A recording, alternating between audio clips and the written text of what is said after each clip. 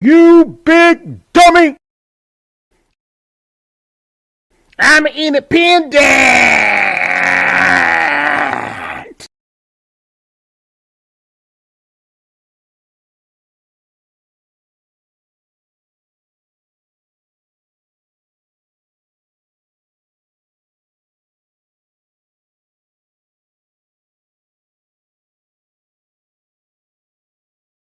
Cha-ching, cha-ching, cha-ching, cha-ching. You better thank your donors.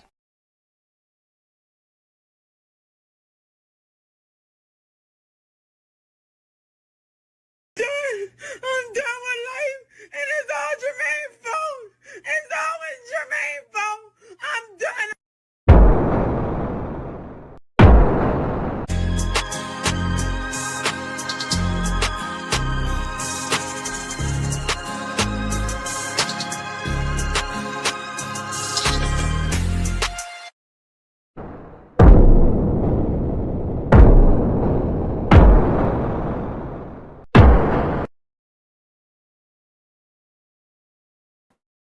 What's good, everybody? AB Media 83 here, and welcome to the Colosseum. Hope everybody's doing all right tonight. And hold on, wait a minute. Okay.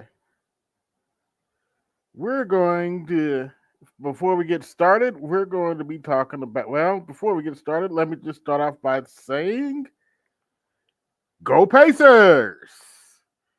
Those who haven't heard, the Pacers have won the Eastern Conference Finals,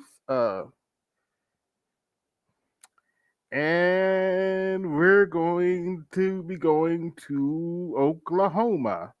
Shout out to Trisha getting the show started off right. Salute to AB Media 83. Thank you. Like, share, subscribe. Hit that Cash App pin to the top. Support the show. Hit the super chat. Support the show. We got plenty to talk about tonight. We're going to be talking about SBE. SBE. But first, let's see. Is he still on? We're going to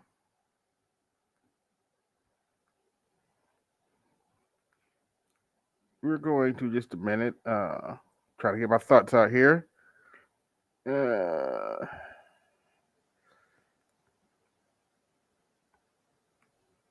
right, which one is it? Okay, here we go. We're gonna go to Snowman for a little bit and get an update on what's going on with the Pacers. Told us to be the champs, you must unseat the champs. But they exactly did that. But the Pacers just unseated the people who unseated the champs. Yep. So we will have a new champion, and we will have a first-time ring.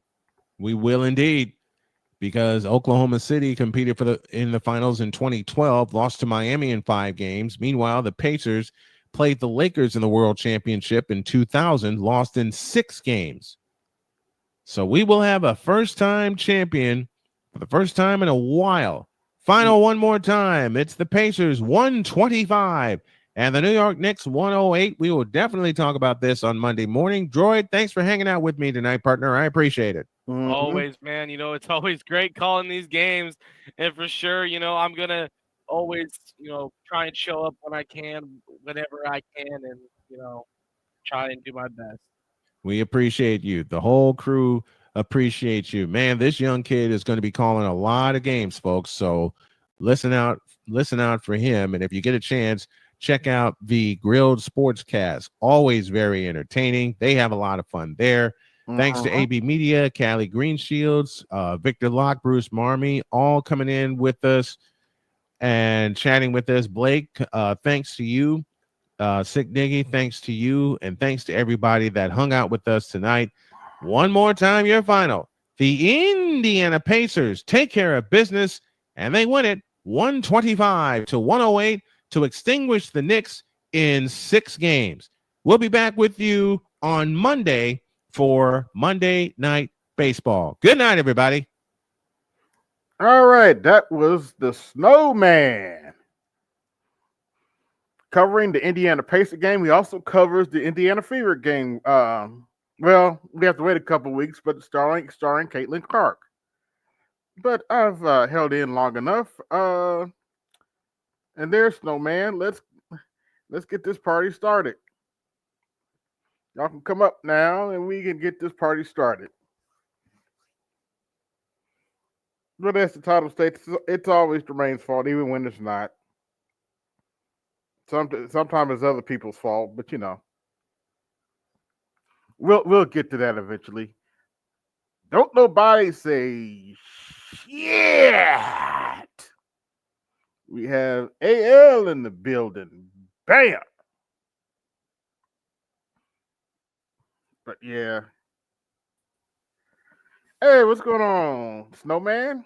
Congratulations to the Indiana Pacers. Yeah, I actually played the last bit of your show. Oh, appreciate that. Appreciate that. See? They whooped that ass. Yes, they did. And I love it. Yes, they did. I love it.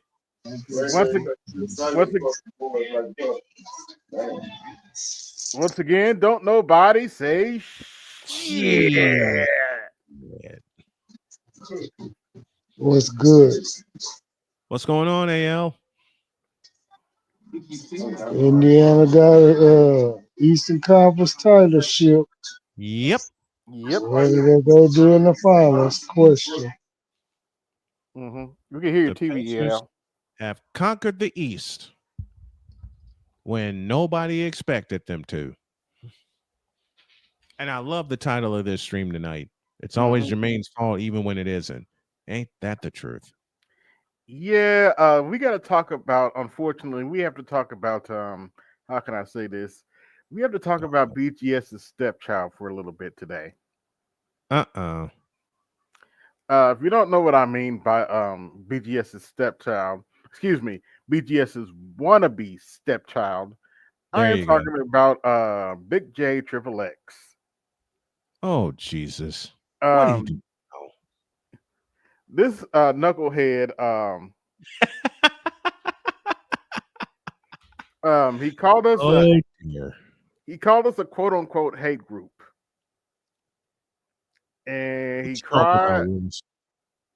He called us a hate group, I guess, because we quote unquote hate black women. I'll repeat my question thoroughly. What you talking about, Willis? Hey, good. That's actually a good question. I don't know what he's talking about. A hate group. Oh, don't believe me. Oh no, you got the receipts, don't you?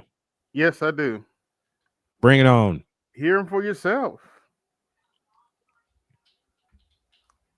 All right, let's see. I better get my. Wait a minute. How come my? God damn it. Okay, more than one way to skin a cat.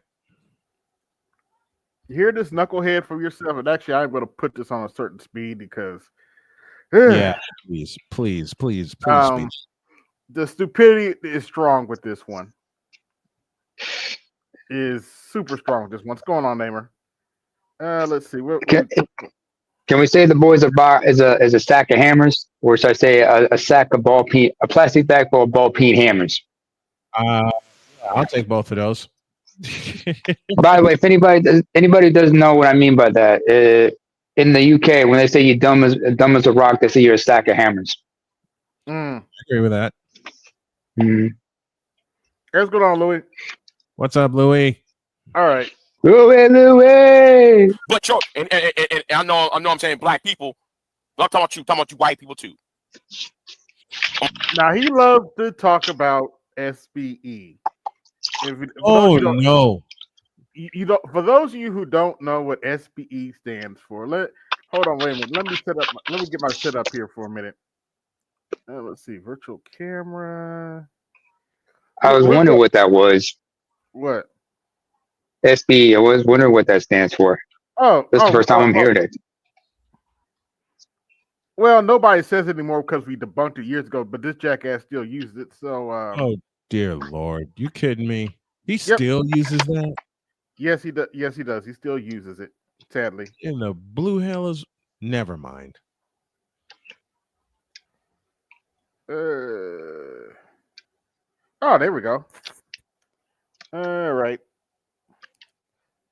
Let's move me to. Oh, wait a minute. Wrong tab. Let's move me to the front. And here we go. Oh shit. Wait a minute. Why is it backwards? Oh shit. I don't know. Damn. Technology at its finest, right? Oh, Hold on. Wait a minute. first of all, computers are only as smart as the people who program them. True. Let's see. Let's go into settings here. Give me Camera. Why are you getting set up? Uh-huh. Oh, that's why. Never mind. The Indiana Pacers scored 99 points over the last 3 periods of the game. Wow. Check that. The Indiana Pacers scored 100 points over the last 3 quarters. They were held to 25 at the end of one, and then they just went completely off. Okay. Now, what does SBE stand for? Yes. Well, class, it stands for shame, blame, and explain. Yes. It stands for shame, blame, and explain. Class.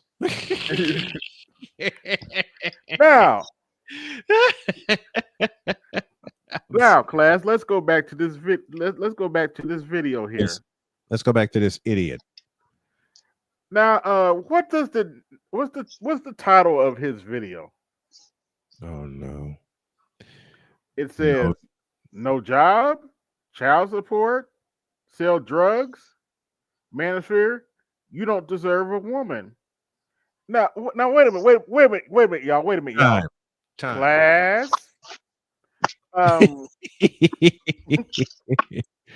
He likes to say we're SBE. So what does SBE stands for again? Shame, blame, and explain. Now, class. Just listen to him with his bullshit. I want you to understand that too. I'm talking to the white people too, and the Hispanics. Anybody that try to do the red pill bullshit, because I'm about to go deep and hard on the paint on you lame brain, punk made, milk toast, tender dick, bitch ass niggas. Yes, and you niggas on Discord. Shout out to y'all for giving me up, because some of y'all know I'm about to cook on Discord. No, you're not. Nah, I got to be even more disrespectful. I got to speed this up even more because he's so fucking annoying. First of all, it don't count that you cook if you use a microwave. True. I mean, this motherfucker's on some microwave dinner shit. On, Queen Sun Kiss. You know what? Let me start showing the comments on the side. Let me start showing the comments on the side here. Yeah. Let me turn the comments on the lower right-hand side. Because I'm not going to go deep and hard on the paint on these bitch-ass niggas. Let me tell you something. Look who's talking. And Man of Tomorrow is right about one thing. This space attracts bums, retrobates, and the criminal element. You really shouldn't talk about yourself like that. You beat me to it. They are in the way. None. You beat me to it. You beat me for to you it. niggas. None of you deserve anything from a woman. Oh BJ, no. Now, class. Oh no. This does not deserve a fucking thing. Edward Anderson does not deserve a fucking thing. For you niggas, none of you deserve anything from a woman. BJS does not deserve a fucking thing. Edward Anderson does. Now, class. Oh, now you're about to piss me off. Yeah, now class. He's about to piss me off. Yeah, now, class. What's the title of his scream again? What's the title of his what's the title of his stream again? No job, shame, child support, shame, even more shame, so drugs, blame, manosphere, blame. You don't deserve a woman. Explain. does not deserve a fucking thing. Tito does not deserve a fucking thing. JD Miles don't deserve a fucking thing. Tommy don't deserve a fucking thing. Salute to Aquatech. Sid does not deserve a fucking thing. Oh, we got Art of Anybody who works with Anchorman, especially Anchorman, does not deserve a fucking thing. Raul Tomasi does not deserve a thing. Oh, pause for a minute. Pause for a minute. Okay? Y'all don't deserve shit. Pause for a minute. Who did he name in this? We got Art of He named Hey, Art, what's good? Long time no see, fam. Anyway, Go ahead. he mentioned Rollo Tomasi, Yes. who has absolutely nothing to do with this sector of the manosphere, because he's part of this. His shit is basically kind of contradicts us. Yeah. And he takes shots at us. Yes. Yeah, he's white manosphere. He takes shots at those in the black manosphere. Only person who's like who he's willing to accept is like Donovan Sharp as a whooping boy from time to time. And Angry Man has kind of, I don't know what to say about Angry Man. I'm just saying he's doing what he's got to do, and I'm like, I ain't mad at him, but hey, He's making his you money. he's making his money. Yeah, I don't agree with it. Yeah. By the way, he's crying about Angry Man too. You idiots don't deserve a goddamn thing. First of all, pause. Yeah. Who is this fish-eyed fool? As I told you, he is BGS's wannabe stepchild. And his name? Because as you can see, he can't keep BGS's name out of his mouth. This is true. That ain't all he can't keep out. Hence why I started calling them BGS's wannabe stepchild. Now, was that phrase you used of his? Oh, you're wrong, Daddy. Yeah, you're wrong. That too. You're wrong, Daddy. Yeah, he has that problem too. But now, trust and believe. The only reason I'm playing this shit is because I was actually watching this stream and I just asked him a simple question. You got and you don't have to try very hard to guess what I asked him. We've already went over it. Who wanted to talk about real shit, but they can't talk about real shit because you bum niggas get up in the goddamn way of a conversation. We do. Am I reading the last part of that right? Nobody in the manosphere doesn't deserve a woman. Am I reading that correctly? Yes. Oh shit. So he's trying to diplomat too. He. So just because we're a part of the manosphere, we don't deserve a woman. Am I reading this correctly? Yeah. Oh, it gets better. If you it gets better. If you type in his name in YouTube search, I actually found a couple of videos of chicks literally telling him you can't eat my coochie. Can or cannot? Can't. Good. Yeah. Good. Who cares? In the immortal words of one Red Fox, here's dummy. You mad at a white woman. You mad at some female. Whoa. Back up. How old are you? Back that up. Back that up. Say that again. He's repeat it. I want to repeat. Are you mad at some white woman? He's what? Of a conversation. But you mad at some black woman. You mad at some white woman. You mad at some female. How old are you? Oh man, I'm 47 years old. Huh? Pause that, please. Yo, man, I'm paying child support. How old are the kids? They're 25. Well, nigga, you're 20. You're kidding. Pause that, please. Mm-hmm. Mad at a white woman, huh? Does this look like I'm mad at a white woman? No, not at all. No. Does this look like I'm holding an argument with a white woman? No, not at all. Only thing you holding is her. Only thing I'm holding is absolutely. Only thing I'm holding. Kid 25, you 47, nigga. Who's at fault? You are, you dumbass. And shouldn't you be mad about that shit? You mad about some shit you did when you was 20 something? No, I'm not. You niggas are dumb. You slow. You stupid. And then y'all try. Wow, you shouldn't talk about yourself like that, Big J Dumbass X. Especially actually, no.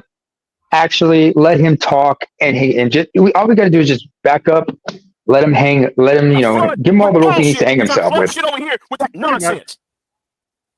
We got real people trying to solve problems. We get you dumb niggas coming in the comment. What y'all saying, blame, and that goddamn explain. See what I tell y'all, James. James saying that class. Let's take a look at her. Let's take a look at this title again. Yes. No job, shame. Child support, shame. Sold drugs, blame. Manosphere, blame. You don't deserve woman, it's blame.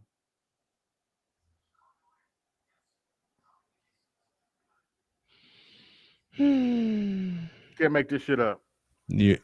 Thank you for that, Button. Because, as everyone knows, you do none of you. You can't make this shit up. Deserve anything from a woman.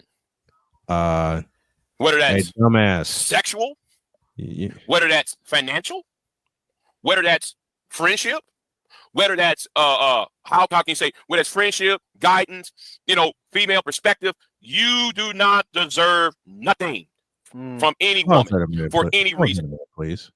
Yep. And yet I got children, grandchildren, and the best kind of championship ring ever, which is the one on my left hand, which binds me to my beautiful Jody for the remainder of my life. And also given the fact that Jody is one of the women that saved my life from cancer, you got no reason to talk. All the more J shit. It stands for Soy Boy Express. Yep. That's true too. Yep. All the more shit for that, but yeah, it stands for that too. That's true. It absolutely stands for that. Yeah. So how many expletives? Yep. How many expletives can there be? Good God, let's not answer that question. And for with any goal, much less help from other upstanding men in society. You don't deserve help from other men.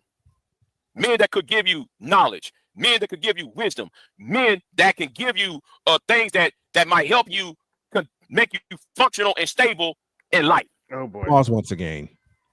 Men that can make don't deserve shit. Men that can make you stable in life.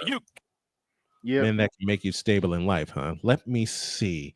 Where do I attack this first? First of all, I had my dad, I had my grandpa, I had my uncles. They all made me stable in life. I got my nephew. He makes me stable in life. I have a 26-year-old son. He makes me stable. I have a pair of grandsons. I have Bill Schoening, who just retired from the NBA. Mark Boyle, who is going crazy tonight as the voice of the Pacers. Wayne Larrivee, voice of the Packers. Tim Roy from the Golden State Warriors. Jeff Joniak from the Bears. And what do all these professional fellows that I named have in common? Two things. One, I know them. And two, they're friends of mine in life and in broadcasting. Quick sports update because he ain't that important. If I heard correctly, Jim Irsay's daughter's taking over the Colts now. Yes. Okay. You heard correctly. Hopefully she's more sound. Yeah. Yeah. By the way, when he's saying you don't deserve this, that, and the third, he's basically trying to coerce you guys into believing a real man can pull himself by his bootstraps. Get the fuck out of here. Say it again, Snowman. Am I wrong? No. Okay. Got no business. Pause, please. You have no business. Before we continue, let's give ourselves 30 seconds, shall we?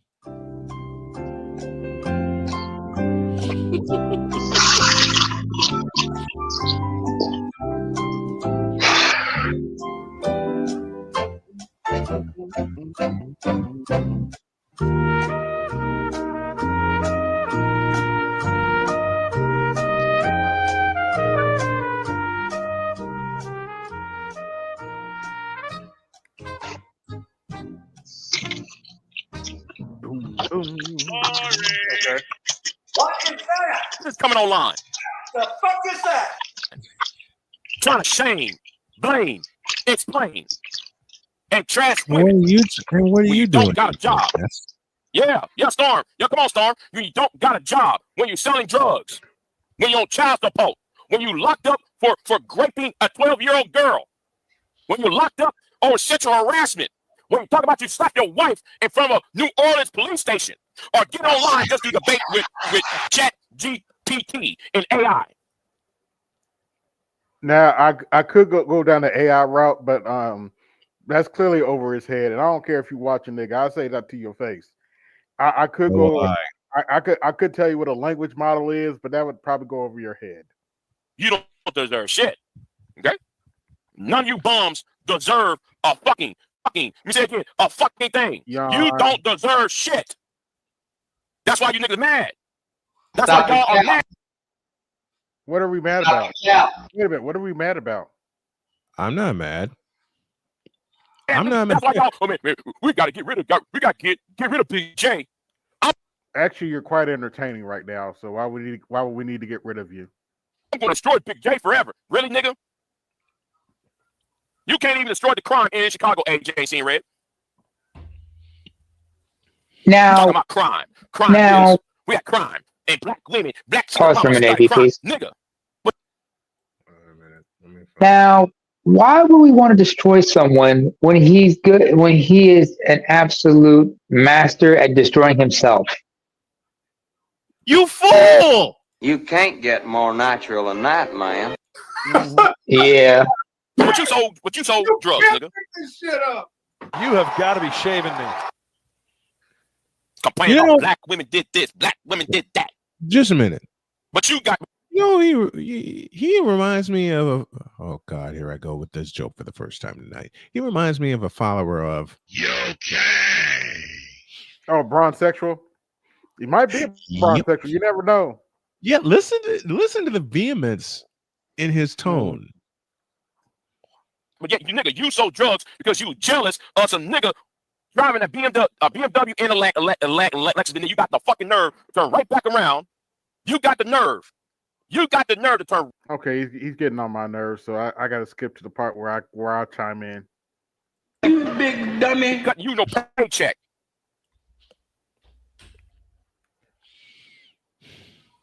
That's all I got to say about this dude. You big dummy. Come online trying to shame, blame, explain. Give me this. Oh, here it is. You fool! Bitch nigga in you. She saw the bitch in you.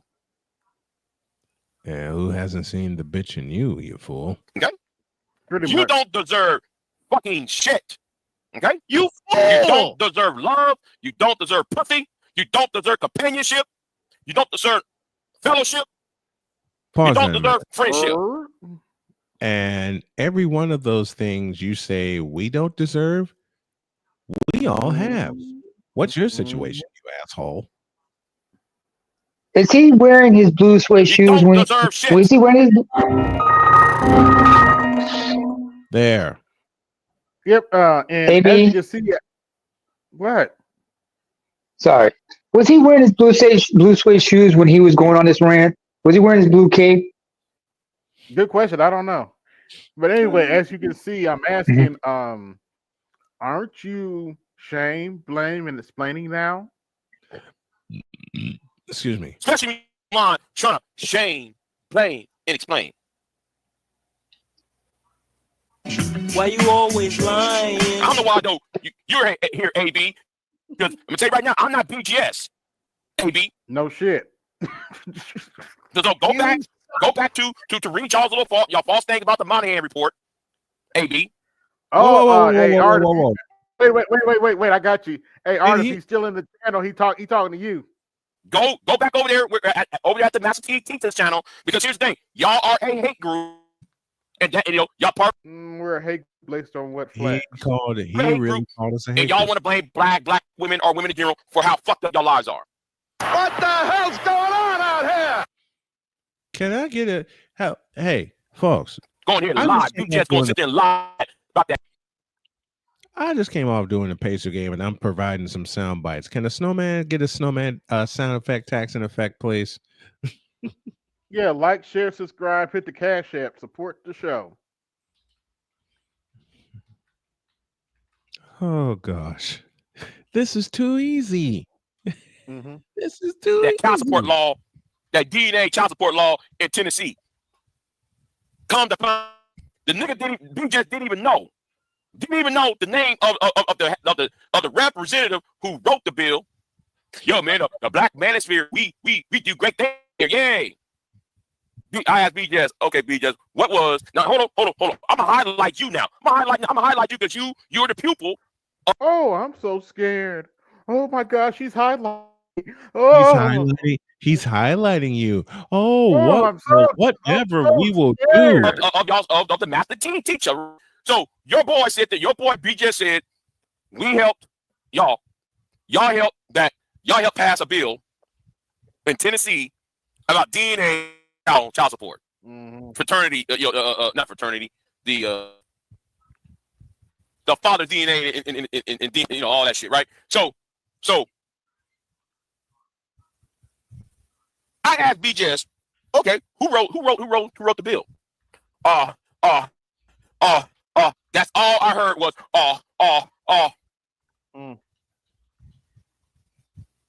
To find out, it was a black man, and it was not black men who lobbied for this bill to be passed in Tennessee. It was what? Who guessed it? Black woman, black women. What? Lobbied for that child support DNA law in Tennessee. What? Okay, that's fine. Prove it. Well, actually, even if it was that part is irrelevant considering you're still talking shit about men who in your title talking shit about men who are on child support, kind of saying men on child support. Go. Also, I don't necessarily. I'm sure there are some black women that supported that bill. You want to know why? You want to know why? Because they saw their sons go through the same shit. Mm-hmm. So it would surprise me to find out some black women help support that bill. It is what it is. But y'all said it was a black manosphere. Yeah, we're the one that brought up the topic. Nobody talking about it. They don't have to put our names on it. You know what? When you open this segment, I should have played. That's why I should have played this when you opened the segment. He did what? Mm-hmm. That's why the master teacher see me as a threat. I am a threat. Whoa! What? You heard of it? Bullshit. No.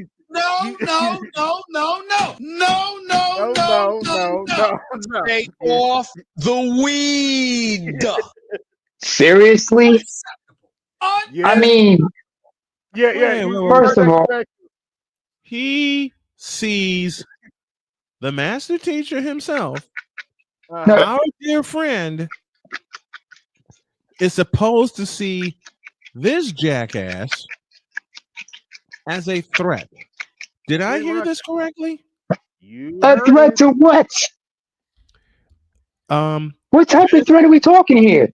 What? Wait, just a moment, Sig. Vince, don't you have a message to deliver? Yeah. Can you give me that clip? Because that never gets old. What? Yeah, that never What? gets old. What? You send me a clip of that of Vince saying you're fine. It's only on. Oh yeah. Oh, I'll take care of it. I'll add some video to it, but that never gets old. It can't get There's old. several clips of him saying that, you know. It can't get old. Matter of fact, Threat let to me your say it master again to teacher this because jackass. 2000. Let me say it again to this jackass. Yeah.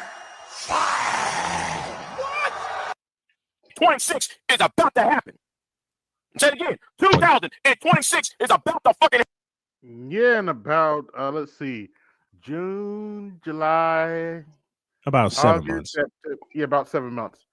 November, 7. December. Yeah, about 7 months. So what happened? And some people had enough of the shame, blame, explain, and y'all being a hate group getting away with bullshit. Oh, you mean what you're doing now? Look who's talking. That's all I got to say. Look who's talking.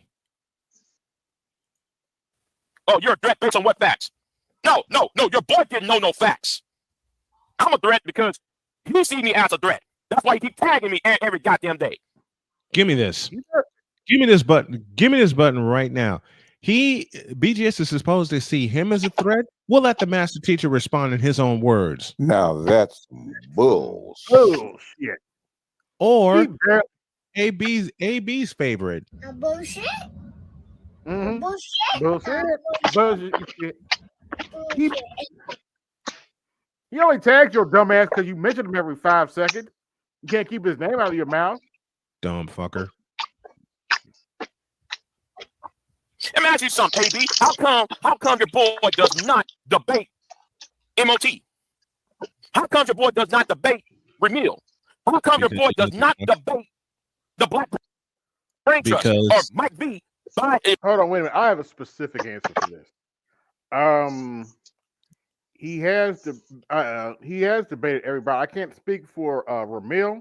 I think he has debated Remil.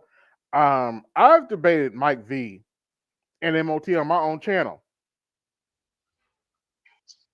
I don't care for Remil, and I don't watch him like that. You know, he want to do his thing, that's fine, but I don't really care for Remil, to be honest. So,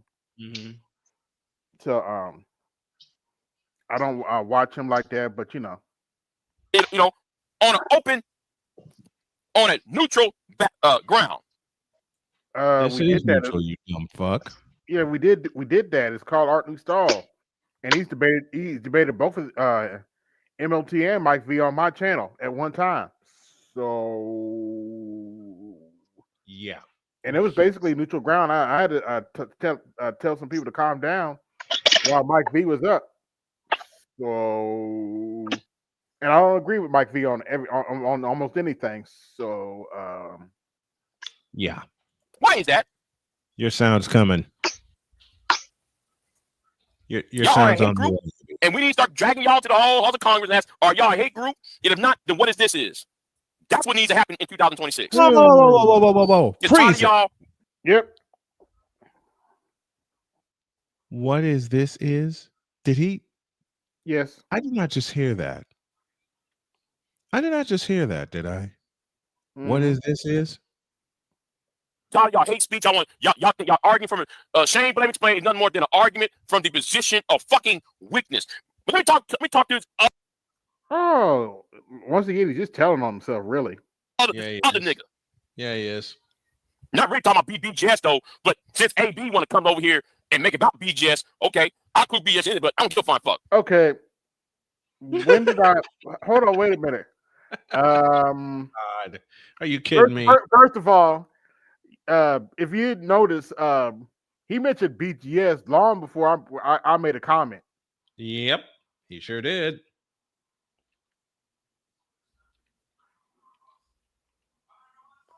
I'm talking about these low grade ass niggas. So, to the nigga who stuck his wife at the police station, you got on a live. As you can see, he's scatterbrained. He done went to something else. Stream and told the whole world you slapped your wife in front of a police station. Pause. Don't worry, nigga. I downloaded the live stream, by the way. I downloaded it when you said it. So like don't use a troll. Troll. Use a troll. Troll. Use a troll. I said that use a troll. Actually, we're gonna stop this video because I've had enough of his bullshit. I got nothing left after that. Yeah. And I said to him, I didn't even mention BGS. You're the one crying about him, and you know, as you can imagine, he cried about that. Of course he did, because he's had nothing. He's had nothing better to do. And in case y'all didn't hear what I just played.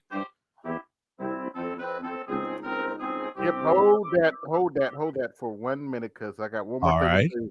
We're not going to listen, quote unquote, listen to this, but let's look at his next video, which he did about 14 hours ago. Let me know when you're ready. Don't worry, we're not about to listen to this. He said Anita Sarkeesian may have been right about Gamergate. Now, if you don't know who Anna Sarkeesian is, um, Anita Sarkeesian, excuse me. You don't know Anita who? Sarkeesian, you got her. Go ahead, sorry. Yeah, if you don't know who she is, don't feel bad. She hasn't been relevant for what, almost 10 years now. You know what? The best question I can ask about whoever the hell this is Who in the blue hell are you? For the most part, it doesn't matter who she is. But no, it's this beautiful. Make a long story short, it was just feminists back in the day that tried to say there was too much sexism in video games, and everybody clowned her. If that wasn't bad enough, when the Gamergate hit, which centered around a so-called game developer named Zoe Quinn, she took up for her. They even spoke at the UN about cyberbullying and this on all this after whatchamacallit the heat of Gamergate died down. Yeah. Either way, I just look at this like, they're just a bunch of jokes. Hell, you've had female MRAs who've debunked all her crap and said, what you're doing is just basically trying to kowtow. In fact, you remember the group Sweet Baby Ray? No, Sweet Baby, Sweet Baby Inc.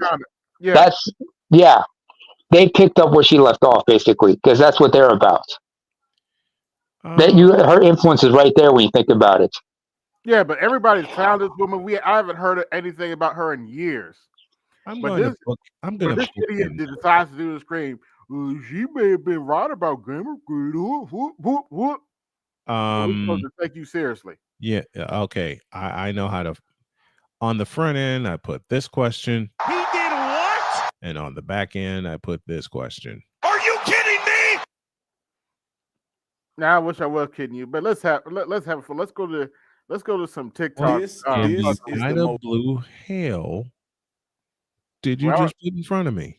I don't know what it was, but you're probably not going to see it again because it's going to refresh to something else. But anyway, let's see what I want to start with today.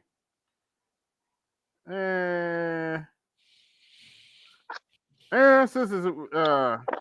let's start with this heifer. This relates to this male loneliness epidemic because I think a lot of men don't really understand that they're blowing up every relationship that could have actually been. Yeah, she's projecting, but anyway. Long term. And like I said, it's how a lot of them were raised. So they don't really. Yeah, it was how a lot of y'all were raised to blow up relationships. Realize that this is like it's kind of backfiring on them. Backfiring. You could have been anywhere in the world, but you're here with me, and I appreciate that. Facts and passports up, everything else down. It's the man, the myth, the legend. My name is Yes. Human derangement is at an all-time high. Ain't that the truth? You see that with the videos that a lot of these people making, and women, they got the megaphone online because there's so many of them. Mm-hmm. Just think about this. It's 375 million people. They are the ages of 18 and up, female or women, is at 108 million.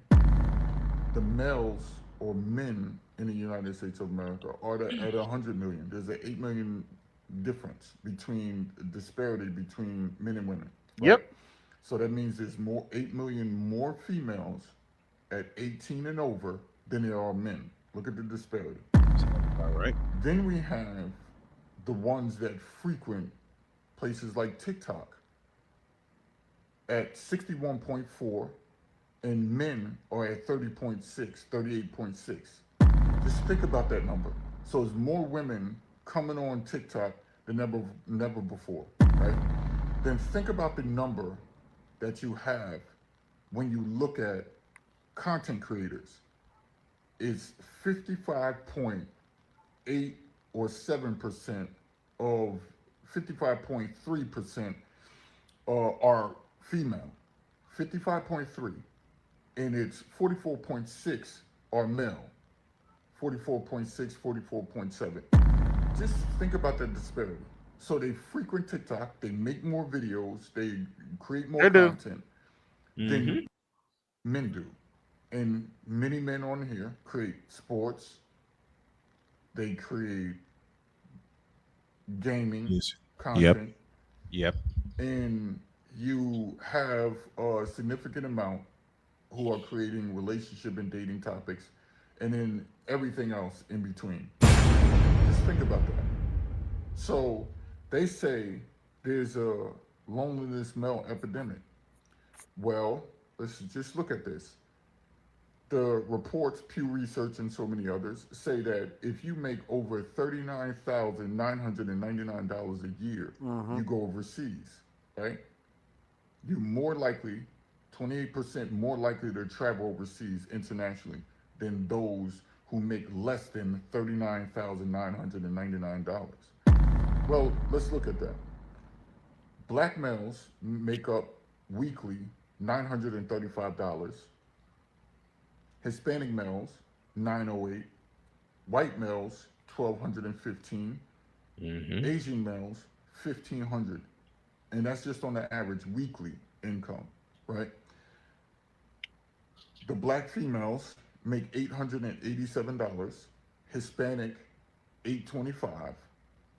White females or women make $1,074, and so forth and so on. Like now, I'm just giving you the actual numbers, the factual numbers by the Bureau of Labor Statistics, right? Now, if I just said you're 28% more likely to go overseas if you make $39,999, that means black males are bringing in over $43,000 to $48,000 a year by making $935. Plus, it can be an additive of overtime, right? Or other jobs that they perform, whether they are skilled tradesmen and they do stuff on the side. So that's more income coming in. So black men are known to go overseas at an all-time high right now. It was 110 million people that went overseas in 2024. It was an uptick for men going overseas, and they're more likely, think about this, men right now at 37% are more likely to go overseas and do international travel at least 5 or more times per year. It's an uptick. Dang. So loneliness, never. And I can keep going on and on with numbers and percentages and statistics that say you're wrong. Because now that they discovered that they could go international, right? They don't have to have children in the United States of America. You're welcome. Any demographic of men, any color, any race, any grouping. They don't have to have children. They don't have to take you on expensive dates. They don't have to subject themselves to the judgment of women in the United States. Because as you see, more women frequent TikTok. More women make TikTok videos. So they go keep putting it out by the millions. It's going to overshadow what the content that men put out. Just on sheer numbers. So if you think you saying that there's a male loneliness epidemic and another one comes out and another one comes out, you're just saying this to make yourselves feel good. Like I said in my previous videos, they're giving out diplomas at the back of grocery stores. Oh, shit. So again, it's not to knock women, it's just to, like, let's stop this narrative on either side. Please. Let's just talk facts. Oh, and now it's getting so bad. It's not just the men. Now the Pikmis are starting to talk shit to him. Oh no! Let me see if I can find that video. The Pikmis are talking shit to him now. Let's see. I know I saved it. Oh, here it is. Oh, this one was savage. Let's hear it. This is the reason why people are irritated with black women, because we sit up in conversations, we call each other bitches all the time. You listen to music with other black women who refer to themselves and other black women as bitches. You call yourself a bad bitch, but the moment you being criticized and someone refers to you as a bitch, you want to get mad. Bitch, please. Okay. Number two, I keep telling you, haphazard thinking assholes, I don't care about you calling me a pick me because I am a pick me. And I'm a chosen one as well. Meanwhile, you're a skip me and a fuck me and you're mad about it. Ooh. Secondly, thirdly, whatever number we on, I mean, that was savage. Hoodoo has gotten mainstream. Now we need to play that again. Care about you calling Please me play it again. and I'm a chosen one as well. Meanwhile, you're a skip me and a fuck me and you're mad about it. Secondly, thirdly, whatever number we on, sweetheart, this is why I hate that Hoodoo has gotten mainstream because y'all bitches really think you hold power. Now we need to play that one more time. Black women start putting men in jars. Please and what do. is that supposed to do? Meanwhile, you're a skip me and a fuck me and you're mad about it. Oh, gosh. Crunch. Halliburton, Siakam. Wait, let me think. Halliburton, Siakam, Turner, all from deep with what she just said. Man, when I heard that the first time, I fell out my chair. I was rolling. I was like, damn. I believe it. She said, you would skip me and a fuck me. I'm like, God damn. I thought, damn. See, now if we had said it, we'd be like, they would be calling us sexist, calling us misogynist. They would have called us everything in the book. But ooh. Secondly, thirdly, whatever number we on, sweetheart, this is why I hate that. Let me hear it again, please. Because y'all Please let me hear it again. Black women start putting men in jars. Meanwhile, you're a skip me and a fuck me and you're mad about it. Secondly, thirdly, whatever number we on, sweetheart, this is why I hate that Hoodoo has gotten mainstream because y'all bitches 3 triple play right Black there. women start putting men in jars. And what is that supposed to do? What spirit is actually moving on your behalf? Be real. Your spirits are dormant. Okay, they're simple-minded like you. Ain't nobody about to move on your behalf. You're talking about a damn jar. Like you hold some sort of spiritual wealth. You don't. You don't. Because if you did, you wouldn't have got your happy behind online and you wouldn't have said that craziness. Okay? No one cares about your hurt feelings. At the end of the day, Black men are going to be protected by Black women. And if that means we have to cut off every Black woman in the way of it, it will be done. Be mad, sis. I'm a pick me, big pick me, big pick me, big pick me. Stay mad about it. This is the reason why people are irritated with Black women. Because we sit up in conversations, we call each other bitches all the time. We listen to music with other Black women who refer to themselves and other Black women I got to as listen to that one more time. That was, call yourself that was a bad savage. bitch, but the moment you being criticized and someone refers to you as a bitch, you want to get mad? Bitch, please. Okay? Number two, I keep telling you, haphazard thinking assholes, I don't care about you calling me a pick me because I am a pick me. And I'm a chosen one as well. Meanwhile, you're a skip me and a fuck me and you're mad about it. Damn. Secondly, thirdly, whatever. Man. Isn't that beautiful? I might eventually clip that out because that was just savage. Yes, I want to leave the page. I might. Yes, Lord. That was savage. Skip me or fuck me, and you're mad about it. How can that? True, man. Man, oh man. Damn. Yeah, this is now we're going into the Black female fuckery stage of the show. Y'all like, share, subscribe, hit the Cash App, hit the stroll, hit the super chat, support the show. Oh, let's start with this one.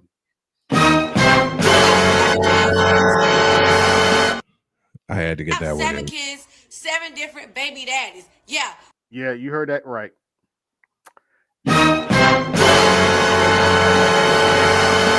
Before I forget, shout out to Aquatech for the Cash App. Ching, cha-ching, cha-ching, cha-ching. You better thank your donors. Agreed. Thanks, Aquatech. Support the show. Sound effect taxes. Sound effect tax is still in effect for now. 7 different baby daddies. I heard it. You heard it right here. 7 different baby daddies. 7 kids. Had my first child at age 14. All red flags. Hell no. Yes, and I do receive 3,000 in EBT food stamps. Oh. Yes. No. Yes. We are so happy. We are so blessed. We are very thankful. Yes, we are happy where we're at in life right now. We are happy. Yes, we are happy. Yes. Like I said, it's gonna be haters. You know, people gonna be jealous and all that. Of what? Why would we be jealous of that? The question is, what are you doing with all Get these? off that game. Go upstairs and wash up and get ready to eat some booty. Get off that game. Oh gosh, why? Give me this button. Go right upstairs, Listen. wash up, and get ready to eat some booty. The fuck are you talking about? No. Now that's some bullshit. Oh man. No. Wait a minute. Where's Paul Allen's others? Hold on, wait a minute. Wait a minute. I hope he's watching. Fuck you, Charles. Because this is proof that we're the garbage men of the dating world. No way. It's the truth.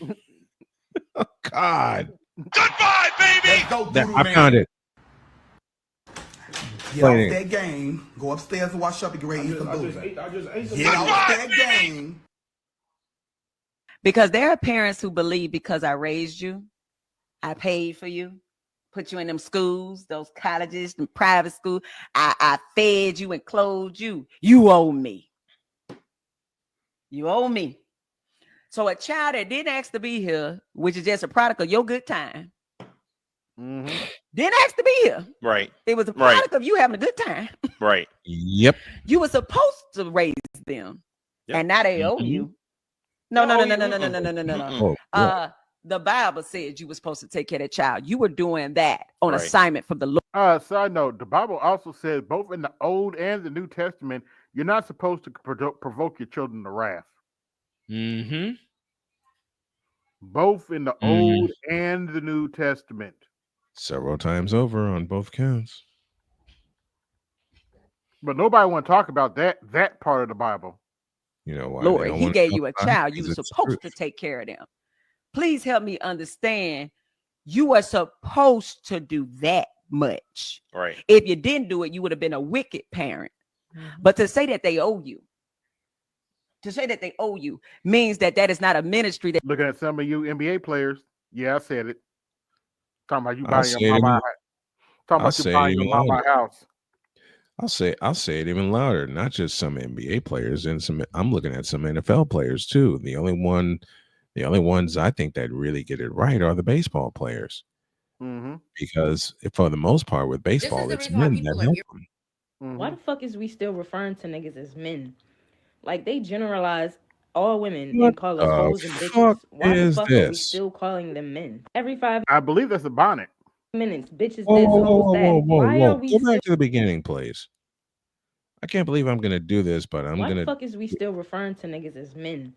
Like they generalize all women and call us hoes and bitches. Why the fuck are we still calling you call yourself hoes and bitches? What you talking about? All the time. Men? Every 5 minutes, bitches. Especially nowadays. Hoes that. I go to a group of girls out here, bitch. You know, I see a good group of girls hanging around, bitch. What you doing? Bitch, exactly. Calling them men. Then they be like, oh, well, y'all call us niggas. And that's what the fuck I be. This is I'm thinking of Friday. Smokey. God damn! When I see that.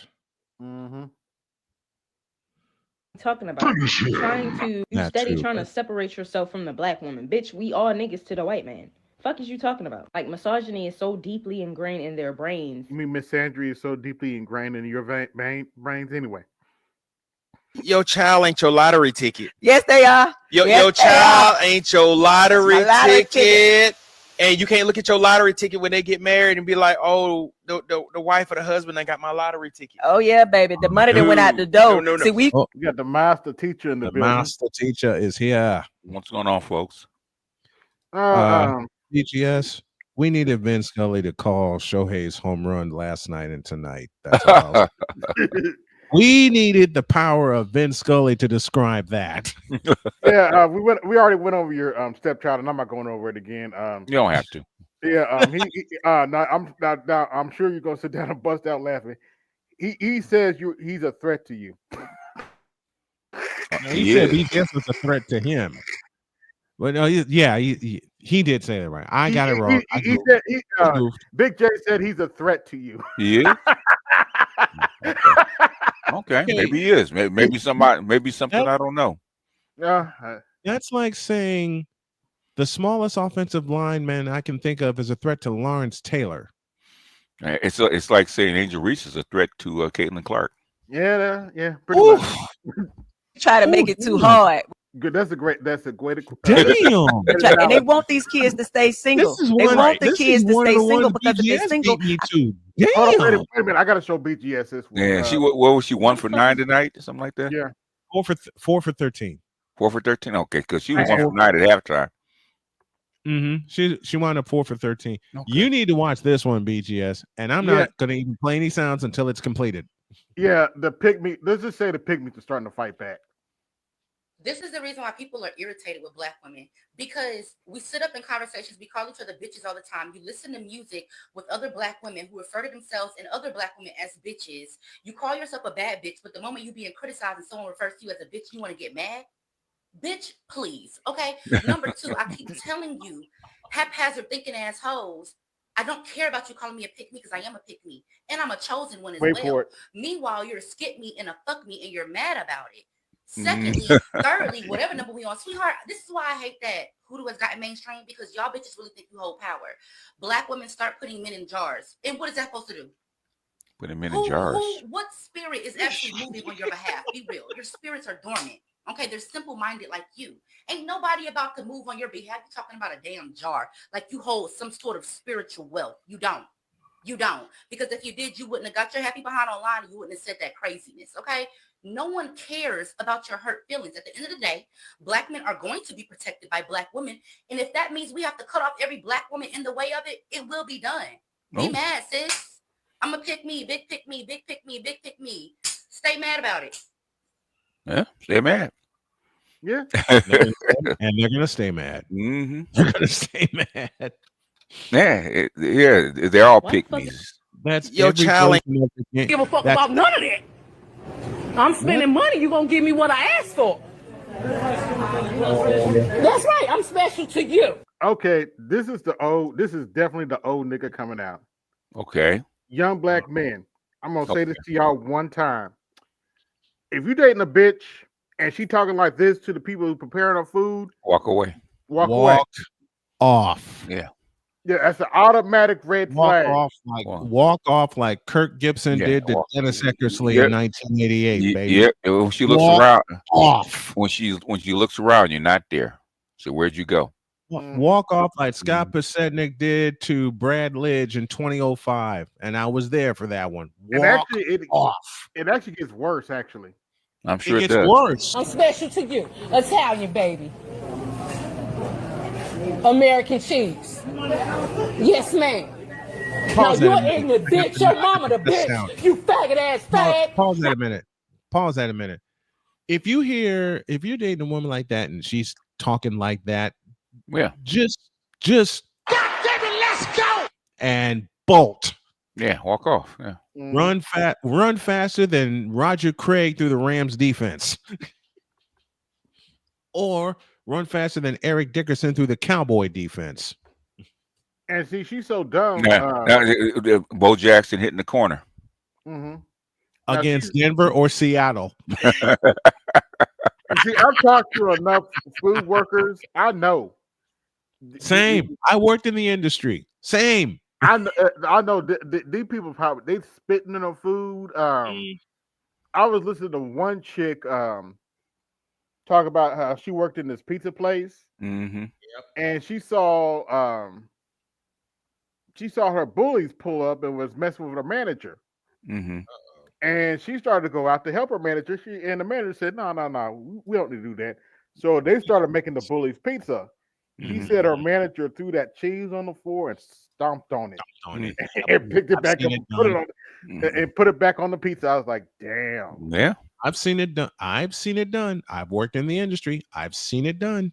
When they deal with people like that, and coworkers want to go off, the managers, because I've had to do it.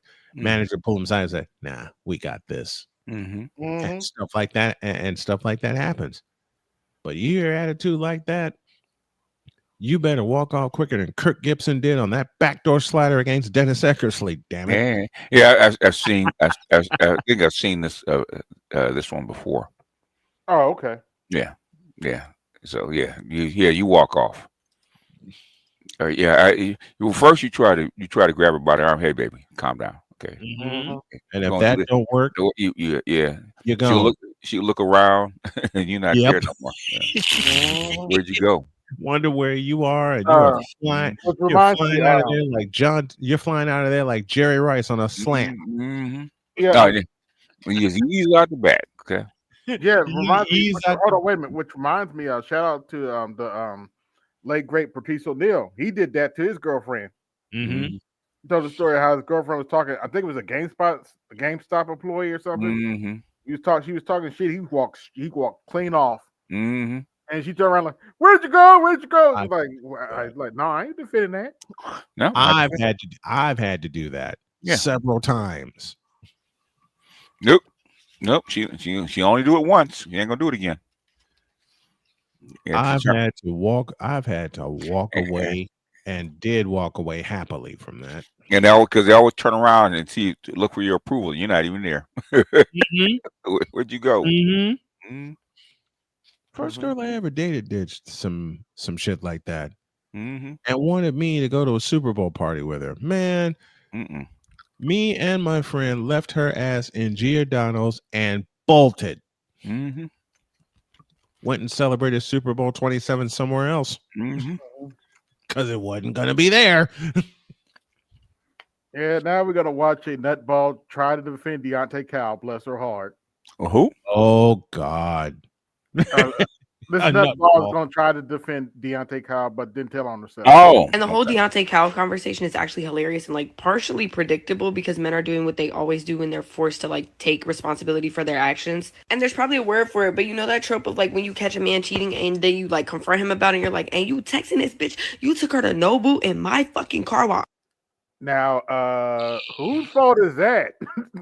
Can I laugh now? Why does he have your car? Exactly. That's exactly what I said when I first heard this shit. Like, wait a minute, why does he have your car? I was at work and then a motherfucker would look you dead in your face and be like, "I didn't take her to Nobu. We went to Benihana." Like, can you be for real for 5 seconds? And that's what men are doing when they heard Deontay Cal say accountability. And they're like, "Oh, well, now I'm accountable for every single man on the planet." Ain't nobody say all that. But you let men in your social circles run rampant and do whatever the fuck they bullshit. No man hold on, wait a minute. That is utter bullshit. No man in his right mind gonna hang around a dude that can't take rejection because he's gonna fuck up the pussy for everybody else. That is utter bullshit, and you know it. Want, and you laugh about it afterward. Well, I can't control another grown man. If your friendship not solid enough for you to tell your homies when they're fucking up, maybe rethink the friendship. I've had plenty of truth circles with my homies. No, you haven't. No, you sit down and address lying. somebody's behavior, and then the behavior changes because we're good people and we're always looking to learn and grow. And 9 times out of 10, the behavior was never intentional. But if we don't call it out, you're gonna keep doing it. So when you're passive or joke. She's lying. As BGS put it best, and I'll say it another way. Stop the cap. Stop the cap. Please. Or encouraging your homies exhibiting harmful behavior towards women, you are a part of the problem. Well, I never did anything wrong to a woman. But whenever women come out and tell their stories, you call them bitches and liars. You never did anything wrong, but Cassie's a liar, and Hallie's a deadbeat mom, and Meg never got shot. And you. The video just came out. Meg didn't get shot. You don't think that thought process transfers onto other women in your life. Right. If you're never willing to confront your discomfort, you're going to continue being fucking uncomfortable because you're never going to go past it, and definitely not far enough to where you make other people feel comfortable around you because you're still not comfortable within yourself. You're gripping onto antiquated patriarchal standards of the past because you see the successes that it's brought. What the hell are they teaching me now? I'm sorry. Well, you gotta have plenty of lettuce for a word salad now. Come on. Before you see the relationships of the past, oh, my granddaddy and my grandma were married for 70 years because he could beat her ass and she had to stay because she couldn't even have a baby. Time. Now this is pissing me off. For her to make this kind of generalization. My grandparents were together for 61 years until my granddad's unfortunate passing in 1988. Okay? My parents were together for 40 years and there was no abuse involved between either couple. Okay. Have I been around couples that have been abusive? Yeah. I was abused in a relationship. But for you to say that out loud, give me this button. Red. You big dummy. In fact, Dr. Curry said there was a study between 1976 and 1992, and it said black females abuse their black spouses way more than the other way around. Yes. And then and when it got so bad, they changed the way the studies were collected. Mm-hmm. Yeah, that's part of the thing that me and Jody are studying together. That's one of the things Jody and I are studying together. Are those particular studies in that particular situation, because we've both been abused. Yeah, and we want to find a way to help people that have gone through that situation, women and men. Yeah. Speaking of which, I was with Dr. T yesterday. We were going over what I call the quintessential homosexual movie. Oh yeah, Baby Boy. Baby Boy. Yeah, Baby Boy was the quintessential homosexual movie. Yes, I agree with that. I didn't finish it with him, but I watched enough of it, and And he was driving her car, you know. And there's a stuff in that movie that I had totally forgotten. I missed the part where they were at the abortion clinic during the first part of the movie. Mm-hmm. There's some stuff in there that I missed. Okay. The first time I saw it. Wow. But yeah, all the mental abuse that he was getting from her and his mama. Mm-hmm. His His mama wanted to stay young, you know, having a man. There wasn't really nothing wrong with that, but you know. Yeah, there was a clash between. Can you hear me? Yeah, you got it. Yes, we got you. Yeah. I know Baby Boy because I grew up with these people just like that. So same. And BGS, you and I both grew up in big cities. They're all over the place. All over the place, yeah. I mean, plenty of guys living off their dick. I know Snoop Dogg was the bad guy in the movie, but he was funny as hell in that movie. Who? Snoop Dogg. Oh yeah. Yeah, I know he's supposed to be the bad guy, man, but when he sucker punched that dude, that was so funny. Yeah, it was. Yeah, it was. He looked the other way, that pow! I was like, damn. Yeah. Oh, very common. It's called stealing on somebody. Yes. He straight stole on him. He stole on him. He sure did. And All right, can y'all hear me? Yeah, we got you. First time. We got you. Sorry about that. Yeah, sometimes it takes a second. Yeah, what's up, everybody? What's going on? What's going on? Yeah, I'm really tired of that intersect. My credit card is maxed out on intersectional bullshit. You know, I'm really getting tired of that. Well, yeah, get used to it. It's not going anywhere anytime soon. Yeah, this kind of petitioning for resources by way of constant victimhood. You know, saying that once upon a time every woman was abused, and even though you're not abused, you know, and you equate your ability to not get the type of man you want with abuse, and all of this now, you know, they always call it mansplaining. Now it's this intersectional woman-splaining, which don't mean nothing. Yeah. If y'all saw Panda Pooh Bear, yeah. We just talked about him. Dudes on TikTok been trying to defend that BS, and I see what you're saying. Oh, you talking about Deontay Cal? Yeah. I see what you're saying, BG. Like these weak ass, these pro blacks, some of them, like especially the ones on YouTube that are not real pro blacks, but the YouTube discount diet. Well, I can't. Yeah. That's what I was telling Vince. I said, dude, I've been in this game probably as long as you've been alive. So how are you gonna tell me, argue with me about what I'm hearing? And here's what makes it so crazy: they sound just like that chick. Exactly. That's what they need to do. They need to get a panda suit and do that. Exactly. Yep. There you go. There you go. In fact, every time you get one of them cats, man, pull that out. Okay. This is what makes it so bad. They sound just like that chick. Like they really do. Like you really have, like they really, because they want the argument is that if one man does something, all men do something, and they keep trying to bring it back to white supremacy. Yeah, but they don't do that in the opposite. So if we say if we say most women do stuff, what do they say? Not all women are like that. In fact, now NAWALT, now all women are like that is in a few UN papers now. It's crazy because years old, Poor Man has been doing some good work. Poor Man podcast. He did a video with guess who's back? Tommy Lauren.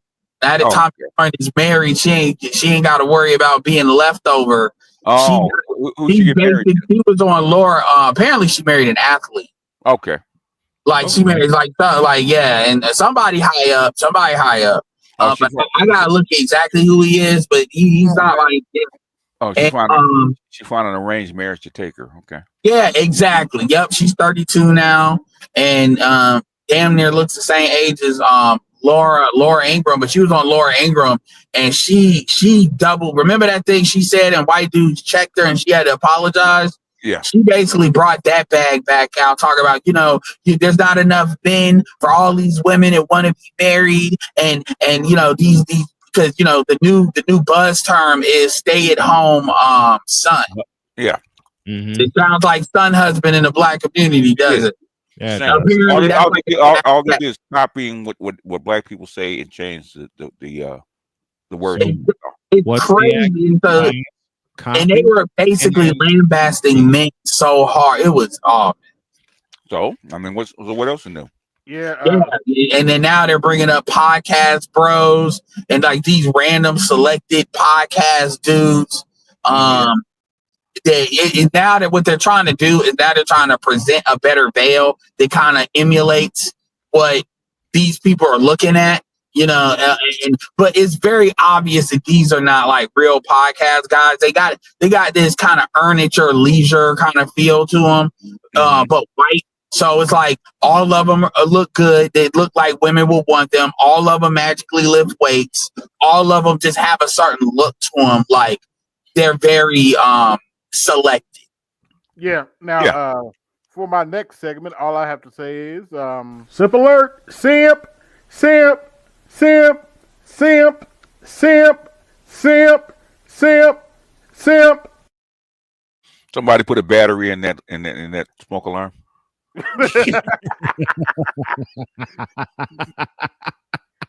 Like, share, subscribe, hit the cash app, support the show, hit the super chat. Support the show. BGS. The BGS tax is in effect. The BGS tax is in full. We got some dudes. BGS, I'm going to start with you this an one. asshole for that comment. I'm gonna just call it like it is, bro. A lot of y'all dudes, y'all just some hoes, bro. Yeah, I heard that. Scary ass, coward ass niggas, dog. Some of us are hoes. That's a fair statement. What hoes have to be scary? To sit here and say, if you see a chick getting done the worst way by a dude, you ain't gonna stop it because you don't want to die. Like, bro, 9 times out of 10, bro, if you stop a nigga from beating up a girl, he not for to kill you. Okay. How you know? How do you know? Like, how about the one time out of knowing no nigga in real life that then stopped the nigga from beating up a girl and then the nigga who was beating up just killed him. Y'all don't know niggas like that in real life, bro. Yeah, we do. Well, if I take what he's saying at face value. Okay. So, but this is what we do know. We do know of dudes that stop chicks from beating up a dude and she go home with that said dude. So if he beat her up at home, what's the difference? I'll do you one better. I was talking to the older brother. He talking about how his friend stopped a dude from beating his chick up, and the chick started hitting on him. Oh yeah, that does happen. Because they're fighting here. Yeah, so he's trying to do shame men into. And another thing too that's starting to get on my nerves is this is not the 80s, the 70s, the 60s. I'm not saying that it was like horrific then, right? But we all can agree that violence has gone down. Violence against women is steadily declined. Anybody disagree with that? Yeah. It is steadily declined, especially when you see generations where, hitting a girl is pretty much like getting a rap charge. It's almost like you're going to be put on a list. This is how a lot of dudes see it in their head. Like you're marked as an abuser. You can't really say, look at what happened with Chris Brown, even though, again, he didn't start it. But the point is that you act like it's common to see, like, if you go out, I'm going to see a man put his hands on a woman at least one time. That's not common. So I dudes act like this is epidemic that it's really not. Like when's the last time you just seen a dude really beat up a chick? Like in real life. I can argue that never happens to that extent. No, not anymore. No. You know, it's like, because again, what are we talking? You're out and about. Like, you act like there's not cops. Like, if you're like, let's say I'm driving to downtown Raleigh. You really act like cops ain't around, especially if there's a whole bunch of black people gathering. And then if it's not, you people film. Like, what are we talking about? They act like everywhere you go, it's common to see a man just. It's because they see it on social media, so they think it's common. That's why. Because everybody sees it. Even to the extent that you see it on social media. If it's on social media, you can catch a case for simpler stuff. Yeah, but it does happen, you know, because it does happen. But what is it? Guess who don't press charges? Yeah, that's true. Because the women like that toxicity, and again, but you don't have to press charges now. If they see it, cop can still arrest. None of you niggas don't, bro. And you niggas are lie and say y'all do, dog. You can de-escalate a situation, bro. You can stop a nigga from beating up a girl without getting killed. Without even getting, you wouldn't even have to fight the nigga. Okay, nigga, you gonna do it. Okay. You know what I'm saying? So you niggas don't know how to de-escalate shit. How you niggas men, but y'all don't know how to de-escalate a situation. Can you pause what kind of? First of all, another thing too is if a dude puts his hands on a girl and open like that, unless that dude is super big and super intimidating, he is liable to get jumped. Yeah, that's what you're lying. And usually, unless that dude is in a group where you gotta deal with a whole group. Like, let's give me an example. If NBA, let's be very clear. Yeah, but what he's pushing back against is the rhetoric is online now. That's what he's pushing back against. Yeah, and as far as absolutely. He's pushing him back against the rhetoric because he wants to have this BS chivalry. At the end of the day, I'm giving you scenario number one. I'm saying this stuff doesn't even happen to the extent it does. But as far as the rhetoric online, here's the thing. It is not. Men have an obligation to their daughters, to their mothers, to the women that they chose to, cuff up. They have an obligation to come home. Dudes do not. If she wants to be with a dude, if a dude puts his hands on her in public, that means the dude is probably putting his hands on her. Yeah, but 90% of the time, okay, if you're out in public and somebody gets into it, okay, people morally will come in and de-escalate the situation, no matter who it is.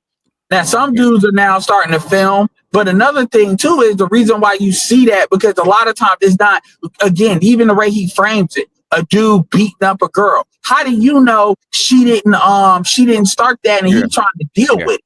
Like, usually they don't even get, like, dudes act like you seeing dudes close fists and all that. No, usually he's trying to calm her down and check her, and in your mind he's beating her ass because of how you've been programmed to believe that even if he's yanking her, it could be that she's trying to fight another chick and he's trying to yank her away from that. It could be anything, but normally most people will try to de-escalate the situation. Okay, right. 90% of the time. So all he's doing is trying to fight back against the rhetoric online. Because and I'm gonna end it like this. It is my opinion. Go ahead. It is my opinion that if a dude interferes with anything that I'm doing, that dude needs to. I'm taking that to the maximum limit as far as violence. Like, honestly, like minding your business needs to start being more normalized. This my brother's keeper BS. Yeah, I mean, wind up in the grave doing this. It's very common in most societies that happens. Very seldom in any society, I don't care where you go in the world, okay, where they just let people fight like that. Unless it's just two guys that challenge each other and they square off. Then people will step back. But most times they will try to de-escalate the situation. Even if it's two guys fighting, they'll try to pull each other apart. Okay, that's just common. Yeah, and dudes have a right. Like what he's arguing against is you don't have a right to protect your person. You need to throw your life away for some random. You're not obligated to step in and de-escalate a situation. Okay. So and that's what he's pushing back against. In his mind, oh, you a scary ass dude. And he that's that's why you have to account for class. Okay, you're a hood nigga. Okay, y'all step back and watch people fight. So I don't know what that is. Okay, because you're the first one to go upside a chick's head. Okay, and then get mad when somebody tries to step in it. And that's another thing, BJ. A lot of these dudes that say that crap, they do. One thing I've noticed is a lot of dudes that be really getting angry about stuff like that. They don't put their hands on women. Yeah. That's what I point out to ladies when I see a sip on there. I'm like, okay, ladies, this is the kind of dude that's gonna do that to you. Yeah. In most states that carry now, man, you don't know what that dude's on. Yeah. Okay. You don't know what that dude's on. They know what's going to happen. They said, well, the dude's not going to. So you don't know what that dude's carrying, man. Some states, like California, you can be pretty much assured that if you break up a fight, you're not going to get shot. But in other states that have carry laws and stuff like that, you don't know. You don't know. You stop that dude gets upset, he can be on one. Okay, he'll do you and her. Yeah. While we're on this topic, BGS, did you hear about that case in Georgia where the three knuckleheads kicked in that dude's door and got what they deserved, and now the parents want to charge the homeowner for doing what he's supposed to do? I didn't hear about that. I didn't hear about that particular one. When did it happen? Okay. Keep in mind, this is 4 a.m. Okay. 3 knuckleheads. I don't feel sorry for them. Okay. Let's just say this is a charger to the game. Okay. They were 15, 16. I think the other was 16-year-old. Okay. They kicked the door in. Why? They kicked the man's door in with ski masks on. Oh, the YN's crashing out. Okay.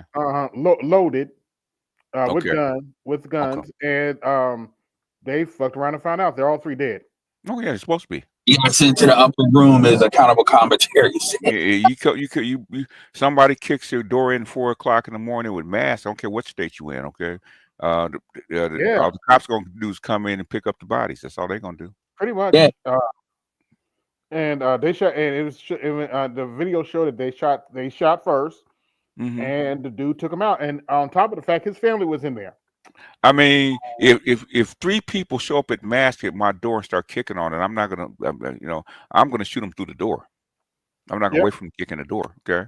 Another thing, and you are starting to see video footage of that too. By the way, like I've seen that on social media. Where a dude be like, you can't be this stupid. And then the motherfuckers keep on kicking it. Here's the thing.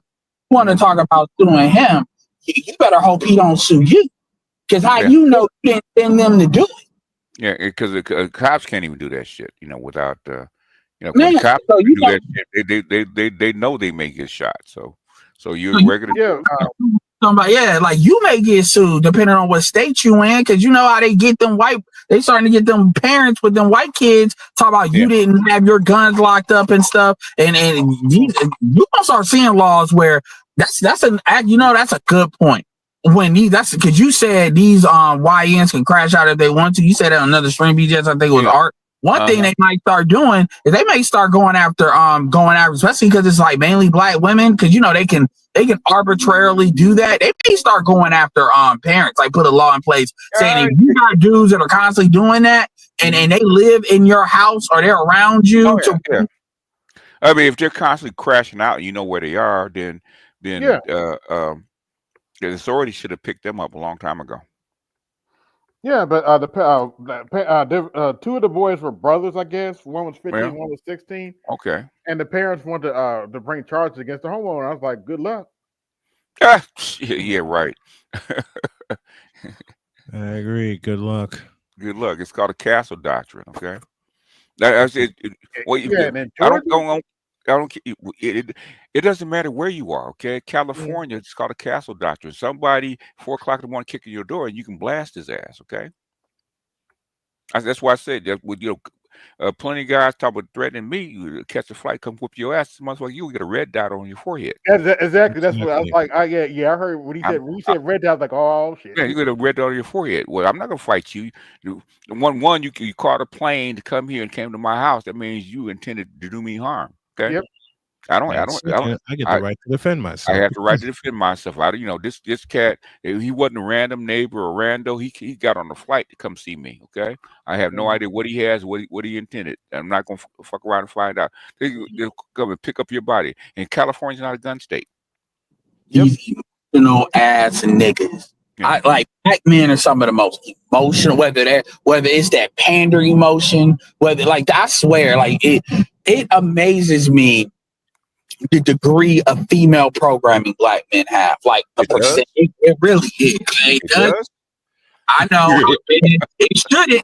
It shouldn't. I acknowledge that. But when you really talk again, when you talk to these, even like shout out to B-Mac, and I fuck with B-Mac heavy, and he was a good sport. But even when he said what he said about Andrew Wills, and we were exploring like, why do you think that? It's like, come on, you've been in this space, so I feel and this, that. Like, come on. I know. I need we gotta be better, man. That's why I challenge him. Okay, that's why he started backsliding when I asked him why do you think that? Mm-hmm. And I even asked him. I was like, so do you think just naturally all white people are racist? It's just a matter of degrees. And I asked him that. I wasn't even like coming at him because I wanted to know, is that where he was coming from? And no. I think white people are biased. Well, yeah, they're white. Black people are biased, too. I mean, it is what it is. We can't be too. And it's like, but it's just something because I asked him, first thing I asked him was like, what did Andrew say? Because I'm thinking like he got something I ain't heard. Because you know how Rollo Tomasi is. You know how these white folks are. So yeah. But I'm like, Dr. Thunder, ain't really sounded alarmed with him. And that's more in Dr. Thunder's feeling. He's like, nah, man, this is a vibe. I'm like, nah, man. You gotta be better than that. You're gonna throw race at somebody. Who's the Rollo Tomasi? Rollo Tomasi? You're talking about Rollo Tomasi got caught. Rollo Tomasi got burner account saying racist shit. So, but he used to hang out with some of these cats, blog cats online that were actually flaming racist. So that too. He just called his hand in cookie jar. But you don't need him in his hand in cookie. But he wasn't talking about Rollo. He was talking about Andrew. Andrew doesn't have it. Like I don't see Andrew. Andrew usually sticks to himself and then kind of the Christian circle. And I ain't seen him around. So the things that I would typically look for, and I've listened to enough of Andrew that these little subliminals these white dudes do, you would catch it. I'm pretty good at that. And I haven't. So I thought he had something new. Nah, man, it's just a vibe, yo. And I'm like, we can't just say people are racist out the gate unless they done something with racist shit. Yeah. We got, but anyway. Moving on.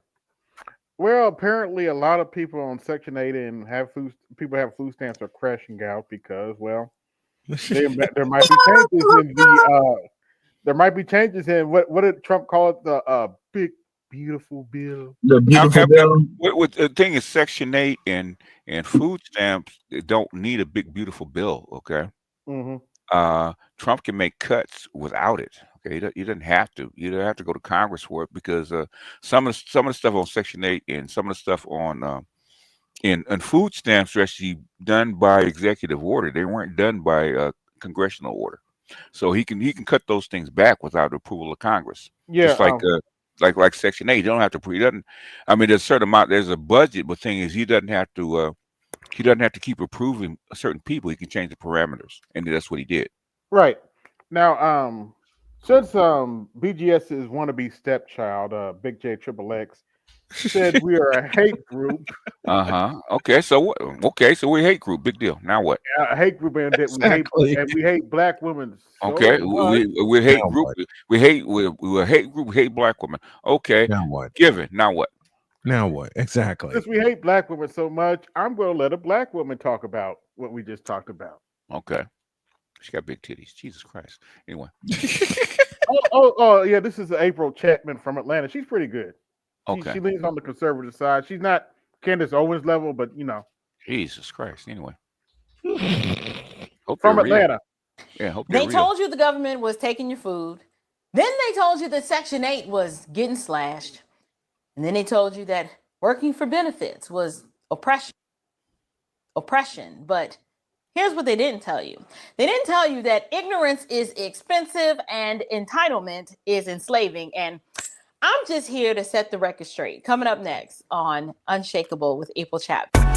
Capable with April Chapman, where we discuss all things social, cultural, political, and theological from a biblical perspective. I am your host, April Chapman, and today we're going to have to dive headfirst into the fabricated outrage that's surrounding the big, beautiful bill and why the welfare of ratchetangs of America are foaming at the mouth. Somebody go on and get a towel. Now, before she goes to that, we do need to talk about that for a minute. Apparently, I think Trump changed the legal age of dependent from 18 to like 7. Okay. For like SNAP and stuff, so the people are not on the program forever.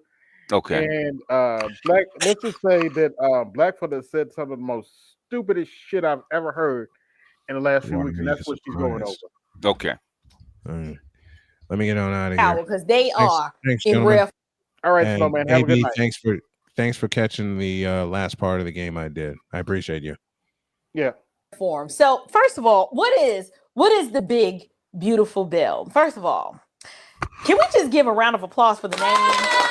I think the name is genius, calling it the big beautiful bill, because it is a big bill, but seriously, the big beautiful bill, it's this comprehensive move to cut wasteful spending. So, we've got to cut the spending. We want to strengthen the border. And you guessed it, we got to start rolling back all of these decades of unchecked government dependence. And so the part that has the orangutan queendom clutching their EBT cards is the updated work requirement for SNAP, aka food stamp benefits, and then also changes to how the various states administer welfare. So when I first examined the provision in this bill, I saw something that's like kryptonite to a leftist. And so to keep it simple, you guys, this bill scores very high in accountability and personal responsibility. But, if you're a government dependent baby mama or a socialist, you're not ready for this. You didn't see this coming, and it is going to make you feel some sort of kind of way. So the first thing we need to do, let's go ahead and talk about what is changing in the SNAP benefits program. So here's what the bill actually says. You have able-bodied adults ages 18 to 64 without dependents under age 7 are required to meet work standards for food assistance. You must work or be in job training or actively seeking employment. Also, if you have a child over 7, you're still exempt. But if your kid is over 7, the expectation is that your child at this point should be in school. So if your child is in school. Now, keep that last thing she said in mind, because the stupidity of some black people, good Lord. You, the adult, can get a job. Now, somehow, this very simple policy got lost in translation once it hit the TikTok. And so what we're about to do, we're about to really have some fun. This is where it's going to get really, really exciting. I am about to show you guys, we're about to witness and engage with what I'm calling the TikTok takedown of orangutan logic. I'm going to play for you the most insane interpretation of this bill to hit the internet. And y'all, these are not parodies. These are actual TikTok clips that have gone viral. Take a listen to this. My amendment would strike an especially harsh provision in this bill that is rooted in cruelty, not policy. This simple, straightforward amendment would strike the work requirement provision in this big, bad, ugly bill that lowers the age of what we call a dependent child from 18 to 7. From 18 years old to 7 years old. So I'm abundantly clear, we're saying that 8, 9, and 10-year-olds are no longer considered dependent children. Where did this come from? Why is this necessary? It's called saving money. That's where it came from. Since when is a first grader not a dependent child? Preventing families with children as young as 7 from losing food assistance, that is what we're debating here. Okay, I wanted to pause that for a second because this is not one of the TikTok viral clips. This is an actual representative up in Cleveland, Ohio. Shout out to Cleveland, Shaker Heights, Euclid, Warrensville Heights, all of that area. But this woman, I just wanted to make you guys aware of, Democrats are very good with weaponizing words and reimagining language and giving new definitions or broadening definitions of words to purposely obscure what they're trying to say or to muddy the waters so that they're not communicating clearly exactly what they're supposed to be communicating, but rather providing a smokescreen. You just heard her talk about the work requirement, where the age, this dependent age, is being lowered from 18 to 7. And then notice how what she does is she asserts that that means that 7, 8, and 9-year-olds are no longer dependent children. And she doesn't provide any sort of clarity as to what this bill is actually saying. What the bill is actually saying is that if you are an able-bodied adult and you have a child that is over 7, which is at that point they are in school, there's no reason for you to be home. Who are you caring for? The kids in school? Take you behind to work. But she doesn't explain that. It's because she wants her constituents in Shaker Heights and Cleveland Heights and Euclid, parts of Ohio, to believe that this bill is now somehow going to force children who are minors to work versus no, the mama is the one who needs to work. A 7-year-old is still a dependent, but that's just what I wanted you to highlight. Before we get to the TikTok clips, I definitely wanted you guys to see how they're setting it up and then how they are communicating this to constituents. And to show you, this bill is getting a bad rap.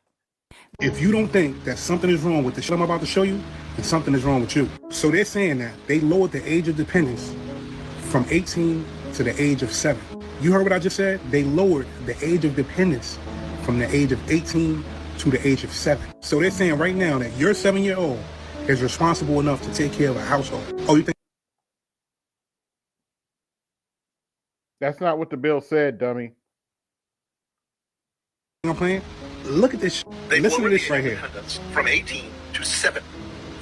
Listen. So now, if you have an 8-year-old child, it is the belief of this administration that that child is self-sufficient and could work and support the family. Trump passed this new bill to where single parents with like children under the age of 7 won't qualify for benefits if they get into a hardship, which everybody gets into a hardship right now in this economy. But he's singling out single parents, but he's not singling out the absent parent. Trump really needs to make some of these laws go to the absent parent. Actually, that's kind of bullshit because he's making some law for them too. Like he just came out with a law. He came out with a law that if you're 3 months behind, they're coming after you on that child support. Because most of the time we didn't choose to be a single parent. We got forced to be a single parent, and the absent parent nothing ever happened to them. Nothing. How many back on my baby daddy is probably over 60, 70, 80 grand. It's changing the dependent age from 18 to 7. So I just need to know in August, are we sending them back to school or are we sending them to work? Because if the dependent age is now 7, you trying to say they dependent. If I'm not mistaken, back in the day, they used to work at that age, right? So is he trying to tell us that they need to go back to work? Because I don't think Trump know that these kids ain't regular kids. These kids will flip out if they ain't got they tablets. Now, is we putting them in IT? Is we teaching them kids how to code? They might like that. We're going to have to figure out. Hey, BGS. Yeah. Did she say that she said that they were forced to have kids? No, she said they were forced to be single mothers. That's actually they're forced to be single mothers. Really? But let me replay this for a minute. Is we teaching them kids how to code? They might like that. Yeah, they would. The government might like that, but I can tell you, BGS, these single mothers, they will not like that. They're not prepared.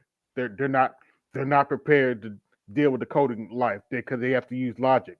They're not prepared. I'm telling you. Anyway, they might like that. We're gonna have to figure out them some jobs because they ain't gonna do regular jobs. They barely listen to them teachers. Like, these employers is about to catch hell. They gonna be babysitters. And don't put me at the same company as my kids. I don't want to work with them. I already got to be with them at home. Like, y'all didn't already took them out of school, so now y'all want them to work, and then don't put them as the same. Where is it written in the bill that it was a work requirement for 7-year-olds? They pull this shit out of their ass, man. same company as me. Like this ain't gonna work. This ain't gonna work. Like, and how much is you paying these kids? Let's take a look at April if you don't, when all this my is done. 7-year-old need to be. He needs to get paid well. He can't work for pennies, so that ain't gonna work either. Then you can't even disrespect that people kids. I know because now they gotta leave their job to go to this job. They gonna probably. I know, BJ. There's nowhere. It doesn't say the bill says nothing about this, but you know. Oh my Lord, Trump ain't thinking this out. He ain't thinking this out clearly. And then the big families is definitely gonna get the most, like to hit the most. Like all like them single parents, they got like 8, 9, 10 kids. They gonna feel it the most. Yeah, well, so the Republican Party in Congress are trying to change the age of a dependent to the age of 7. They want to classify anyone over the age of 7 as independent to save a few dollars in the SNAP program. So let me get this straight. Your new pint-sized independent is probably still in a booster seat. Your new pint-sized independent cannot cook dinner for him or herself. Hell, in 13 states, you will go to jail if you leave your pint-sized new independent home alone. Hell, I guess in a minute they're going to change the new pint-sized independent minimum. Oh, and something a lot of people aren't aware of because they can't read and, whatever. The big, beautiful bill changes the age of dependence from 18 to 7. So you folks that get a big old you didn't read it check either at the end of the year income tax return for all of your dependents, they're over 7, no more. You can't claim them on your taxes. You can't claim them when you get benefits like SNAP. You can't. So how you... Trump literally just said that if you over the age of 7 years old, you are no longer dependent. That 7-year-olds can go and work a job as if they were an adult. He's literally treating any child over 7 years old like an adult. And it's crazy because America is literally watching it. BTS, you know, sometimes you just want to face palm when black people say such stupid shit. Happen. That means your 7-year-old is considered an adult. That 7-year-old after the age of 7, they are no longer dependent on their parents. And the majority of the reason why he's doing this is because he said that over the age of 7 can no longer be claimed on food stamps. That if your child is over the age of 7, everybody know that the black families or whatever community, the white families, whoever's on food stamps, everybody knows that you get more food stamps per child. But Trump is literally saying that after 7 years old, you can no longer claim a child anywhere as a dependent. Which is crazy. That means a 7-year-old can go and work the same job the parent works. It's so crazy, huh? Just look at her face.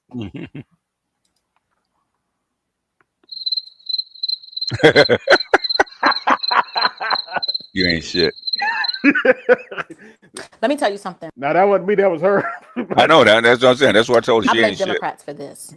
I blame Democrats for hiring to this mess and for this compilation of TikTok clips that you just watched. I blame Democrats for that too. You know why? Because those people. Yeah, both parties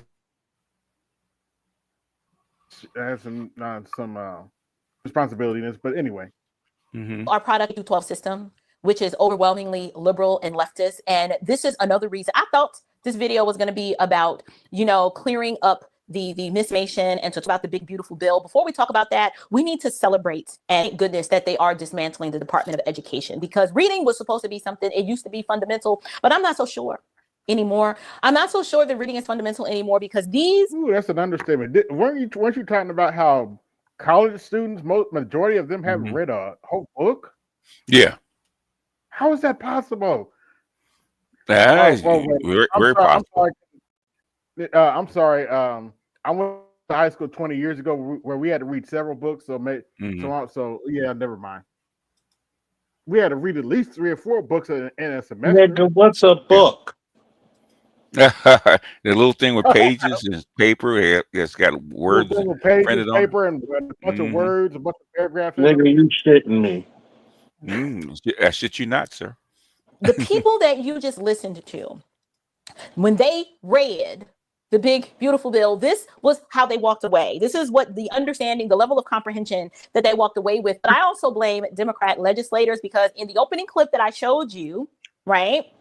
Did you see the framing of that person, that representative from Shaker Heights, Cleveland, Ohio, because of her framing and so many other Democrats parroting this same talking point, they actually have people walking around and believing this. So the problem that we're running into is that you have people who we're going to get to the Democrats in a minute. Believe that in all, you know, they're not sure if they are supposed to send their child back to school or if they're sending them to work, because now an 8-year-old is not a dependent, so that means they need to go to work. Ma'am, listen, this is the Ratchetang Olympics.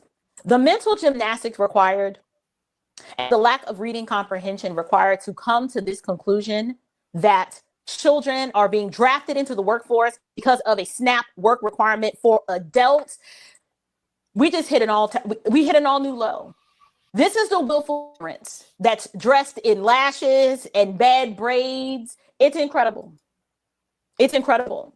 One of the TikTokers basically said that Trump needs to make laws for the parents. So I'm like, okay, so now you want the president to legislate your baby daddy's moral compass as if this is Maury or something. I don't know. Last time I checked, the government didn't make you lay down with a deadbeat dad. And to say that you got forced to be a single parent, I'm sorry.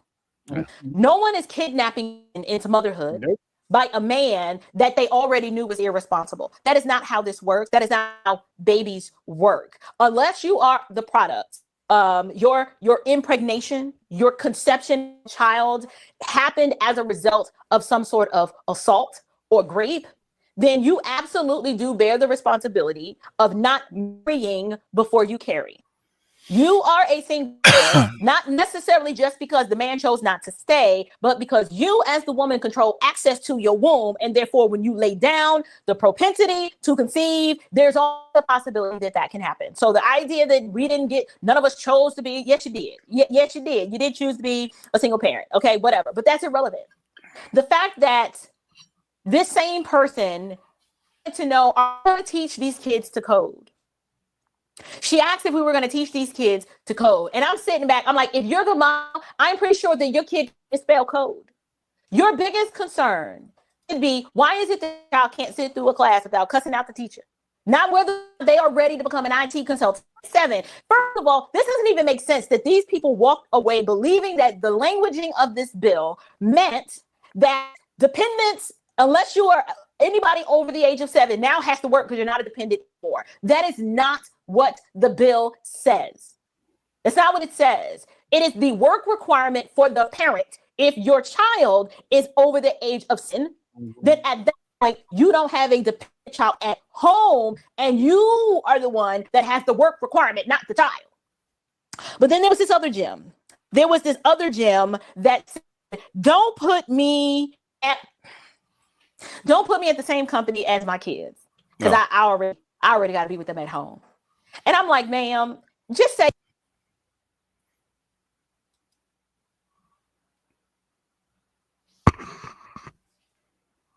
Yeah, this is the. It must be people from Atlanta. You don't want to work and move on, right? You want state benefits. You don't want any accountability, and you want to be able to rest. Yeah, go on it. What's stopping on you? Yeah. Okay. Well, but we get the gist of it anyway. People are crazy. Yeah, the excuses they had, boys. But the thing is, what do you expect from 85s, man? Project chicks, okay? They're not the biggest scholars on the planet. So, but since this is a panel of men, y'all's thoughts on the Democrats allegedly spent $20 million to have a fat white woman, lesbian feminist, try to convince men to vote for the Democrat Party again.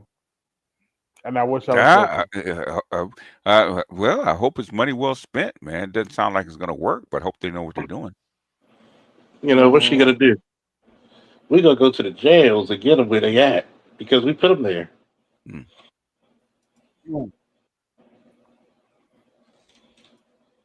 Yeah, but then you have to get the record clear so they can vote. Oh, yeah, that's true. I don't know about that. Yeah. The initiative is called SAM. It's supposed to stand for What's it supposed to? Speaking with American men. Speaking with American men, and I was like, okay, why is it called Sam? Speaking with or at men? Okay. They're gonna browbeat you. Okay. Good luck. History shows you guys have a habit of speaking at instead of with men. So why they pick this particular person? Why are they giving her $20 million to do it? I have no idea. Because we know that black men like fat white women. It's got to be more than that, man. I mean, I know they can be stupid. They're not that dumb. Diversity. No, it's got to be more than that. Who is she and why they pick her? I mean, they can get any fat white woman at a tenth of the cost, probably less than that. Probably 1/100th of the cost. Give her 20 grand, she'll go out and talk. I don't know. I haven't looked into her connections, but yeah, you might. Yeah. Right. You're probably right.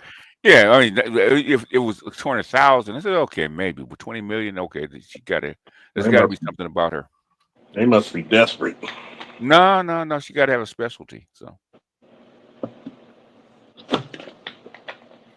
Yeah, like that PhD we saw earlier, that nutball.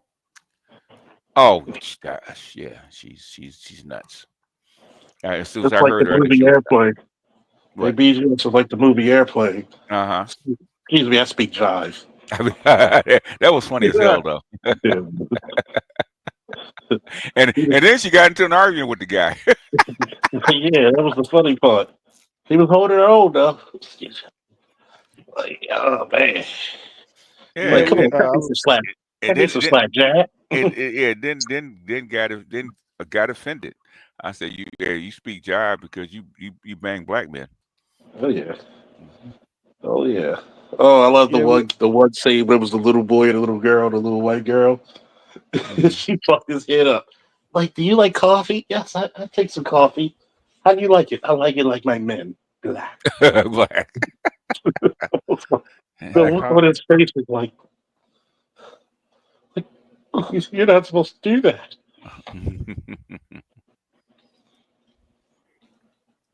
Yeah, I was talking with earlier. We talked yesterday. We were watching what I call the quintessential homosexual movie, Baby Boy. Oh yeah. Yep. But no, a bunch of people just like. And for the record, Dan Taraji was fine back then. But anyway. Yes, she was. And she showed she was fine back then and doing that movie too. Damn. Yeah, she argued with him. She argued with him until he laid that pipe. Yeah, she's like, I hate you. I hate you. I hate you. Later, and then next thing you know, she was cooking and cleaning for him. Yeah. Yep. No. First he fucked her. Then she cooked and cleaned for him. Yeah. After he fucked her, yeah. That sounds about right. I'm taking it, Daddy. I was like, damn. I've used that line too. Lord Jesus. I stole that line. I said, I'll use that one. Like, oh Lord Jesus. Like, yep. Nothing. Take it, Mama. Take it. Just for the taste of it. Yeah, take it, baby. While they like, shaking. I hate you, but a few moments later, I'm gonna make Daddy. I'm gonna make them tacos for you. Yeah, I'll make the tacos. Yeah. But, that's the funniest shit ever, man. Because I always tell chicks, good dick make a relationship just last a lot longer. It might not be peaceful, but yeah. You can. Like, oh my God. He walked out of that room like his grandfather must have been a horse. Yeah. What Shahrazad Ali said, if you're a black man and you got her prone, man, don't let her get up, because if you got hell to pay once she gets back on her feet. Yeah, and that's why you try to leave them curled up on the bed and creep out while they sleep. Richard Pryor said it best: if she's still awake, you still got some fucking to do. I like to see him. I like to see him curled up, man. Curled up. With, you know how they curl up and they ball the covers up around them and shit like that. All you can see is like the top of their eyes. you done got it right if she's like that, man. Oh yeah, Or it the was like leg shaking. Yeah. couple of chicks like that. Mm-hmm. And the sad part is when you're like the favorite dick of certain lesbians. Yeah. Word gets around. Like, I thought you were gay. Shut up! Don't ask questions. Yeah. It was the Big J did a series about that, about banging a whole bunch of lesbians. And his I think his lesbian best friend or something like that. And she partook, and she came back and told him how big it was, and then the next one, his homegirl showed up, knocked on his door, and she looked at her arm, looked at her arm, and looked at her forearm, and looked at him. Looked at him. By the way, I got 90 watching. Like, share, subscribe to Cash App, support the show. Hit my super chat, support the show. BGS tax and the Charles tax is in effect. Yeah, I have a little bit worth something. I gotta do a stream tomorrow. Shit, to keep me relevant, I guess. But I'll be so goddamn tired. Lesbians don't like all dick, but they like good dick. Okay? Oh yeah. Yeah, even the hardest stud like good dick. I mean, that's for the taste of it, like Diet Diet Coke. What's that famous line from you? Every lesbian has their favorite dick. Favorite dick, yeah. If you make that leg shake, it's over. She'll be back. She'll be back. Matter of fact, I'm gonna tell you the story when it was one of the chicks from my high school when I was on this phone chat line. And she came immaculate body. I mean, one of the best bodies I've seen on a chick in decades. Even to this day. Had about 4 abs, ass stuck out like an air conditioner in the window. Had a nice fresh cornrows. Man, she ran track. Probably ran track, did you? Basketball and track. Yeah, thought so. That's track booty. Oh yeah, I got down on my knees and thank God and the ancestors. And she probably showed. She said, "Pray to it, baby. Pray to it." Yeah. And she was saying the same thing. She was like, "I remember you from school. You were the guy who wrestled and what all those things." I said, "Goddamn right." It was like, all the girls in school had a crush on you. They sure as hell didn't let me know. Too much power, as my mother would say. Nah, they're too mean. The thing is, they're so mean. They let you know, but you didn't pick up on the you didn't pick up on the signs. And when she cussed you out, that means come fuck me.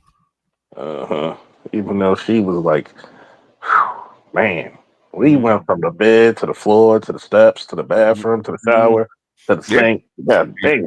And she's an athlete, yes, so she got that stamina. Like, you got to take breaks. Like, you had to have that shit was so intense. You had to have a cut man and shit. I know this is terrible to think about, but can you imagine what what is it? Round 3, fight. I know this is terrible to think about. Guys, I know this is terrible to think about, but can you imagine what Mr. and Mrs. Owens be doing? Oh shit! Oh hell yeah! Yeah. Well, literally. No. He said he actually hinted to it, right? Said he'll come walking in and from practice, and she'll have one of her legs wrapped around her neck. Ooh, damn! Yeah. And she started cracking up, boy. Oh, you know what the fuck you little innocent looking motherfucker you.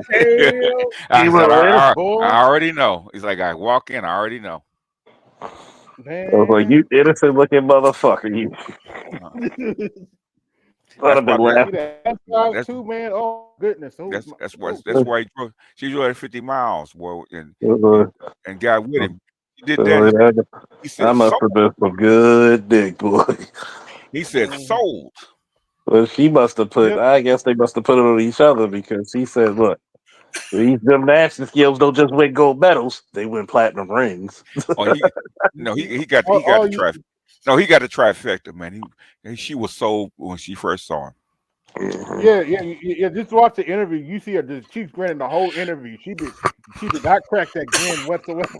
No. She said no. She drove 50 miles to get him.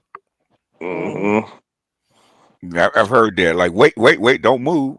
Don't move. Don't go anywhere. I'll be right there. Don't go nowhere. That's I can't say that hasn't happened because I had chicks drive from New York and Jersey. My nigga. Mm-hmm. I keep forgetting you and Uber tell me that I lived like 4 lifetimes. Yeah, basically. Yeah. Yeah. So I wonder, am I becoming unrelatable? Are people becoming unrelatable to me, or I just need to take a step back? No, it's called you getting old, man. That's what it's called. And your patience is getting thin. That's all. Yeah, that's true. It's like this one chick told me, "Well, I don't feel a spark for you." I'm like, okay. Next thing you know, I'm get another chick's number, and a couple other chicks talk to me, and then next thing you know, she hits me back. So, what do you like about me again?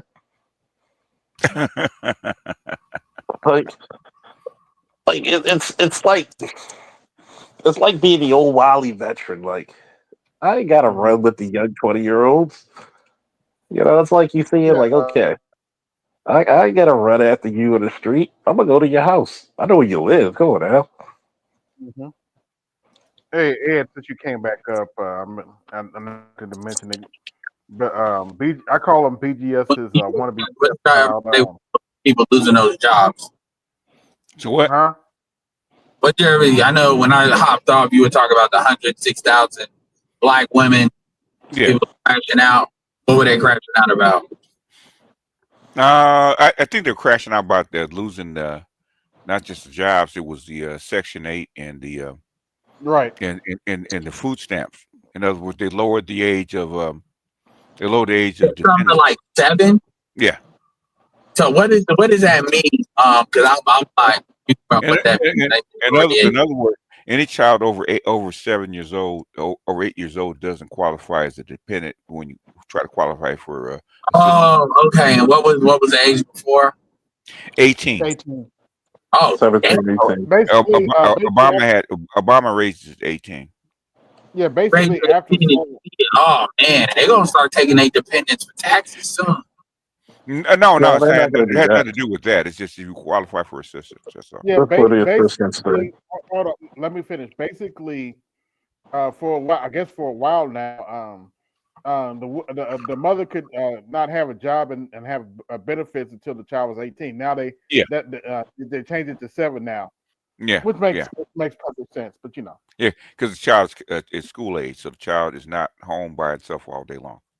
Right. Yeah, so you gotta think about it. It's like they're slowly turning the wheels where you're gonna have to be a 2-parent household, whether you like it or not. Again, slowly but surely, because a lot of this shit is not getting cute, and lo and behold, your independence is only because of what the government says you can do.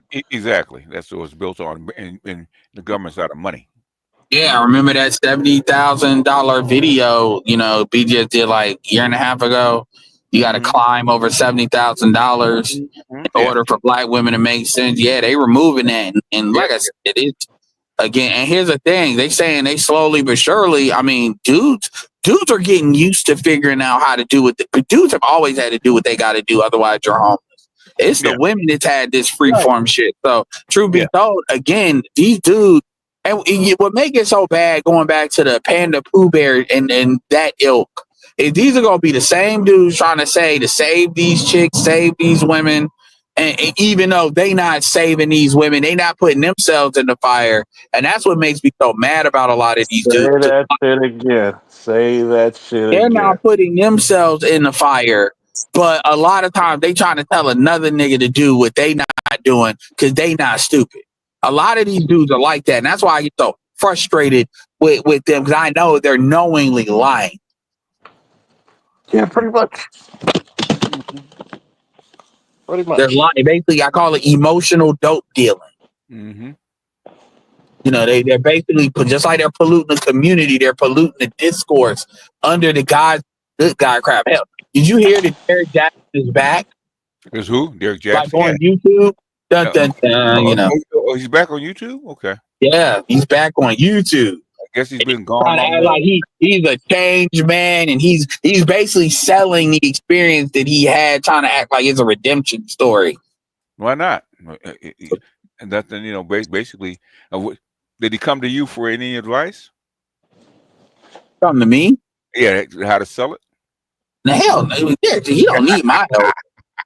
You know, like David Carroll. David Carroll was right. The only thing Derrick Jackson really messed up in the hustle is he made his wife look bad when he did wrong.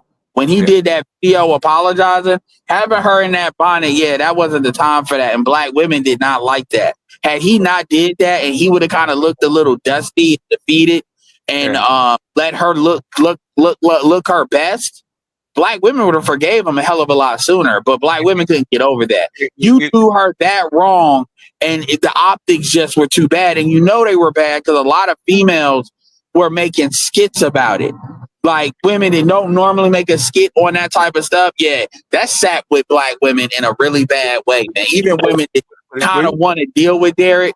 But a white woman wouldn't have said shit. She'd have kept letting him pull that money in, just charge him a little bit more. Mm-hmm. Oh, yeah, but the thing is, where his wife messed up is his wife wanted to be the woman that Derrick was cheating with. And she just, you know how black women is. It was a control thing for his wife and a loss of control. Derrick wasn't that when she first got with him. What the thing is, okay, you know that's how he makes his money. He's not a Rhodes Scholar, okay. and if you get in and you start running your mouth, you mess up the money, okay. You know, so are you that mad? Were you actually gonna mess up millions of dollars over what? Well, clearly, BGS. And she's a black woman. She was. What's the old saying, BGS? What's that? A man will sacrifice his happiness for his family. Yeah. But the woman will sacrifice her family for what? Her happiness.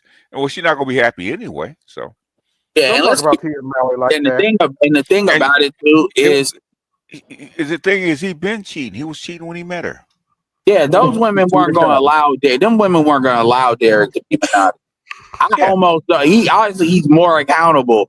But one thing that needs to get talked about that even she kind of talked about but didn't really talk about is black women. They do believe in community dick. And the reality is if they deem a dude that, it doesn't matter. You're going to have to share them. Yeah. They don't matter. And black women don't call that out enough, and that's on them. Yeah, black men are good. Dick is community, just like a 10 belongs to everybody. Yeah, and the thing is, women like to get on code and charge that all men cheat, as if these men are somehow taking it from these chicks. It's that's the net. Like again, when they do this babble that AB always plays, it's always this coded up language. It's like, yo, you're talking this stuff in 2025. It's always Jermaine's fault, man. 2025 ain't got nothing to do with it. It's even your fault when you leave the conversation. Yes, yeah. Oh, you don't have to be there. It's gonna be your fault. So cool. It's gonna be my fault, and guess what? Then I'm done with life, and it's all Jermaine's fault. It's always Jermaine's fault. I'm done. It's always Jermaine's fault. Yeah, I ain't even mentioned SY's a BM, but yeah, SY's BM, man, ain't never been popular. And the way he's looking with Passport Bros, like you got dudes out here talking about, yo, man, if you famous, you cook. Because the reality is these chicks can lie, set up just enough evidence. It almost makes it almost not attainable for black men to even date here. AB, play that TikTok from Brazil Yesh. When he talked about the numbers. And Zion is probably cooked. I don't know. You have to see what the details is. Okay. Which TikTok it is? No. Was it a TikTok or was it a YouTube chat a video? Brazil, yes, she was talking about how many black men have passports and how much black men earn versus black women and stuff like that. I knew you played it at the very beginning. Out that my sisters played it at the very beginning. Yeah, it was a guy, Brazil Yesh. Oh, okay. Hold on, wait a minute. Yeah. Yeah, I mean, and the worst thing that could have happened. Passport Bros went dark, which means it's getting the stuff is still pushing behind the scenes. That's why they keep trying to dredge it up and This relates to this male loneliness epidemic because I think a lot of men don't really understand that they're blowing up every relationship that could have actually been long term. And like I said, it's how a lot of them were raised. So they don't really realize that this is like kind of backfiring on them. Yeah. You could That's have what been you're talking anywhere about. in the world, but you Yes. did with me. Yeah. And I appreciate that. Facts and passports up, everything else down. It's the man, the myth, and the legend. My name is Yes. Human derangement is at an all-time high.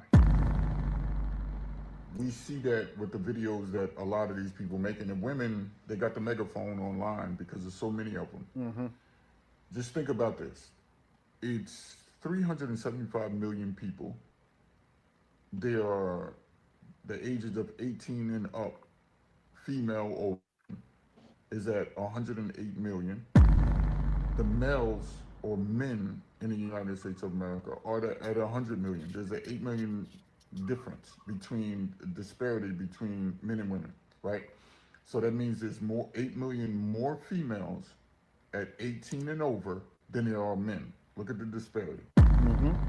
Then we have the ones that frequent places like TikTok at 61.4, and men are at 30.6, 38.6.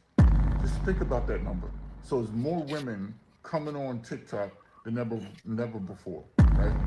Then think about the number that you have when you look at content creators. It's 55.8 or 7% of 55.3% are female. 55.3, and it's 44.6 are male. 44.6, 44.7. Just think about that disparity. So they frequent TikTok, they make more videos, they create more content than men do.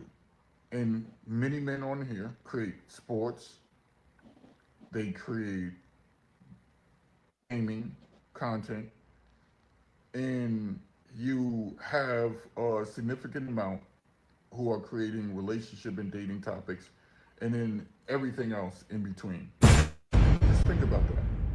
So they say there's a loneliness male epidemic.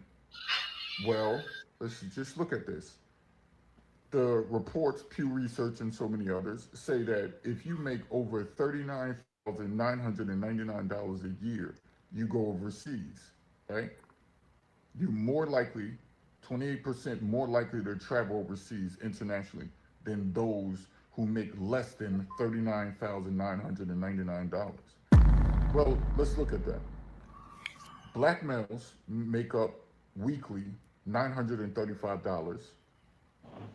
Hispanic males, $908. White males, $1,215. Asian males, $1,500. And that's just on the average weekly income, right? The black females make $887. Hispanic, $825. White females or women make $1,074, and so forth and so on. Right now, I'm just giving you the actual numbers, the factual numbers by the Bureau of Labor Statistics. Right now, if I just said you're 28% more likely to go overseas if you make $39,999. That means black males are bringing in over $43,000 to $48,000 a year by making $935. Plus, it can be an additive of overtime, right, or other jobs that they perform, whether they are skilled tradesmen and they do stuff on the side. So there's more income coming in. So black men are known to go overseas at an all-time high right now. It was 110 million people that went overseas in 2024. it was an uptick for men going overseas, and they're more likely. Think about this: men right now at 37% are more likely to go overseas and do international travel at least 5 or more times per year. It's an uptick. So loneliness, never, never. And I can keep going on and on with numbers and percentages and statistics that say you're wrong. Because You now pause that it real they've quick. discovered that they could go international. I gotta actually hop off. So I'm gonna say this. Even with outside of everything he's saying, the bullshit that she was saying about, well, is these guys blowing up relationships? The dudes that even have the ability to blow up relationships can hop to the next chick. Because these are generally desired dudes. If a dude is blowing up a relationship, that is a desired guy. Because dudes are typically not just blowing up relationships constantly. So that's her projecting the dudes that she wants aren't staying with her. So in her mind, these guys end up alone because this is what, women do. They blow up relationships until their value goes out. Men don't really do that in that to that same degree necessarily. So the guys that she's talking about doesn't even fit like what she's talking what that is. They're not talking about men that are lonely, that are dudes that are in relationships. They're talking about dudes that are typically not in relationships at all. So you have a lot of women that are projecting their own bullshit onto these conversations.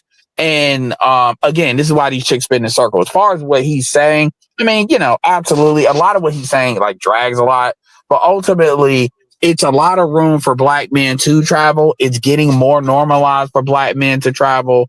And as the dudes get older, it is what it is. And you don't see men talking about women traveling, but you do see women talking about men traveling, even though women travel more than men. That should tell you who it's affecting more.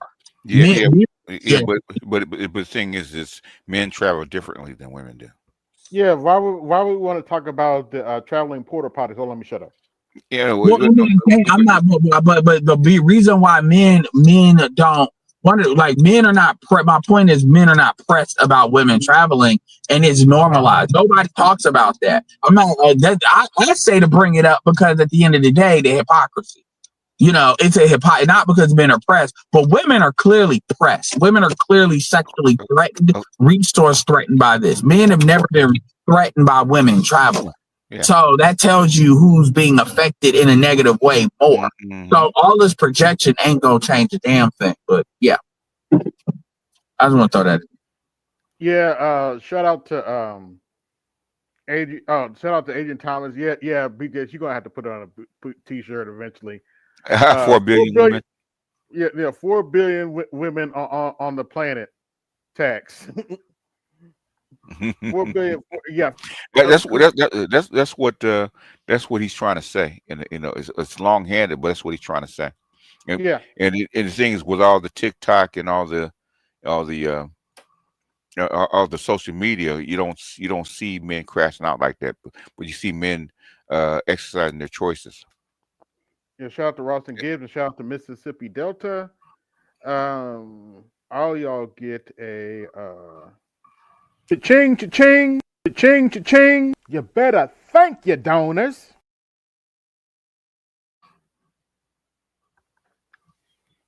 But yeah, and also shout out to Jules too for the Cash App.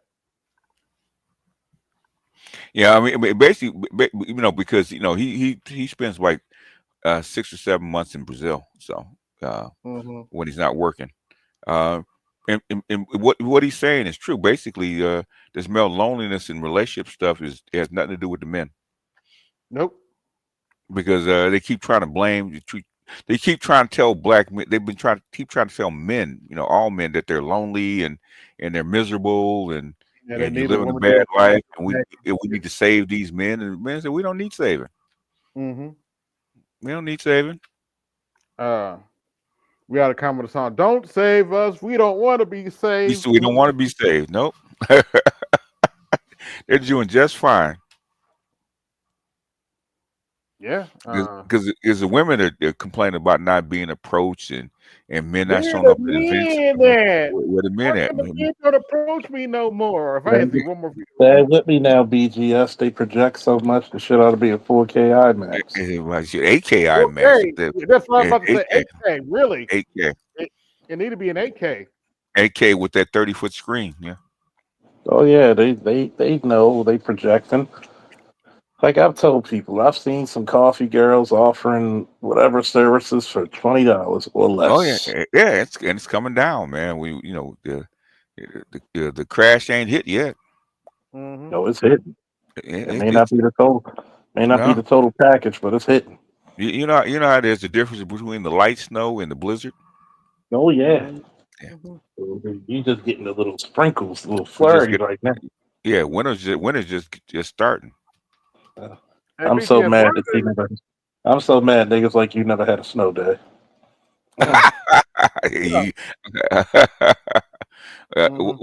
What's a snow day?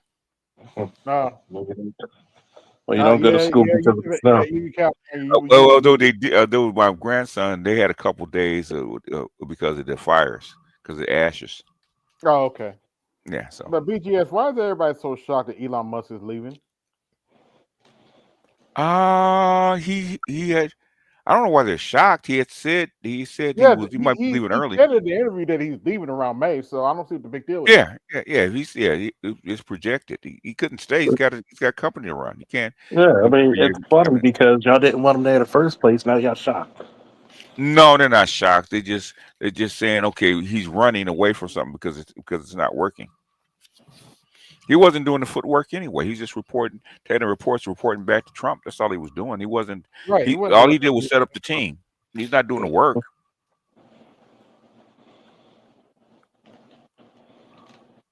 Oh shit! Yeah. Something for people to complain about. Oh yeah, when they started turning up all that paperwork, the Congress stopped talking about Doge. They like, oh, we might be next. We might be next, yeah. Especially after they found out about Stacey Abrams and that money, they started doing. Oh yeah, I said we don't know what Elon Musk has on us. I was like, oh yeah, exactly. They know it's there. They know. Oh, speaking of, no wonder Stacey's so quiet. Speaking of Stacey Abrams, what are your thoughts on Keisha Lance Bottoms running for governor? Yeah, why not? You know, why not? Funny. That's a hell of a name. Yeah, Governor Keisha. That would be funny. I wouldn't. Hell, I might vote for it just to have a Governor Keisha. Yeah, that's true. It's kind of funny because you would think funny. It would be funny. Who's your governor? Governor Keisha. Yeah, do you think it's funny because Lance Bottoms? Yeah. No, Governor Keisha's better, man. And then got a Governor Hot Wheels in Texas and a Governor Keisha in Atlanta. Well, would you think it's funny that people in Atlanta want to vote for a bottom? Oh well. No, not really. It's apropos. You ain't shit for that. Oh my god! Oh my god! The joke sell itself. Yeah. They could vote for a top, but they decided to go for the bottom first. Oh my god, that is funny. When you said no, her last name is and she's gonna be. Oh my god! And she does have a big ass too. So I looked and said, "All right, it fits. It does fit. If the shoe fits, if the ass don't fit, you must quit. You must quit. Mm-hmm. Yeah. And she has that. So I can see why they call you bottoms. Yep. Ooh, boy, that'd be funny as shit. Miss Bottoms, yes. Mm-hmm. I would just have a smile on my face. Miss Bottoms. Miss Bottoms. Yeah. Are you trying to make an ass out of me? Not with that bottom. Mm-hmm. I wish I had it as a teacher because I've been having my hand up all the time. Yeah. Why do you raise your hand, BGS, all the time? Because I like saying Miss Bottoms. See, be like Friday. Hi, Miss Bottoms. Hi, Miss Bottoms. All I have to say about this clip these is niggas here. All I have to say about this clip is fuck you, Charles. What's that? Get off that game. Oh my go God. upstairs and wash up and get ready to eat some booty. Get off that game. Go upstairs, wash up and get ready to eat some booty. Oh. What is you talking about? Oh God. Let's go, doodle man. Oh God. God no. Jesus Christ, God. Don't do it. Hammer don't hurt him. Jesus Christ. You got to go to work, Pookie. You got to clock in, man. Tales of Get a off dark that Pookie. game. Go upstairs and wash up and get ready. But what is that you've always said about us, Charles? We are the garbage men. Garbage man. I know when BGS heard me say that, he was so offended. I was offended. I said, well, come on, man. It can't be that bad. And I said, yeah, well, it's that bad. I've done my research, BGS. You're not the only researcher here. I've done my research. You work with them. You know. I'm like, God damn, nigga. And I know you walk in and see a big old chick, man, and see the skinny dude. Say, nigga, really? I'll give you this quick story, right? We had a DV call, right? And shit came in there, and I talked to the guy. I said, you must have just came out. He's like, yeah, 6 months ago. How'd you know? And I looked at her.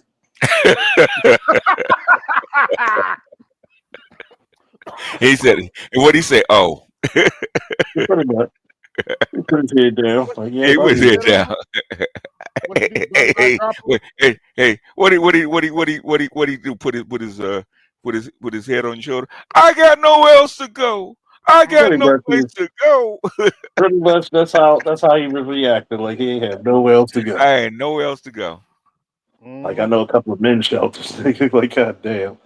I'm gonna make a shelter for Pookies, man. Like Pookie's Anonymous. Can somebody explain to me how the baby mamas is doing better than the dads and they got the government? The kids? What is going on in the nation that the moms with the children, the custodial parents, are doing better than the parent that don't got the kids? The mom don't play stupid. It's called the government. She knows. Is taking family She knows. vacations with the kids. Just her and the two kids is at Disney World. And the dad is like, I ain't got it. When she asked for $50 for graduation.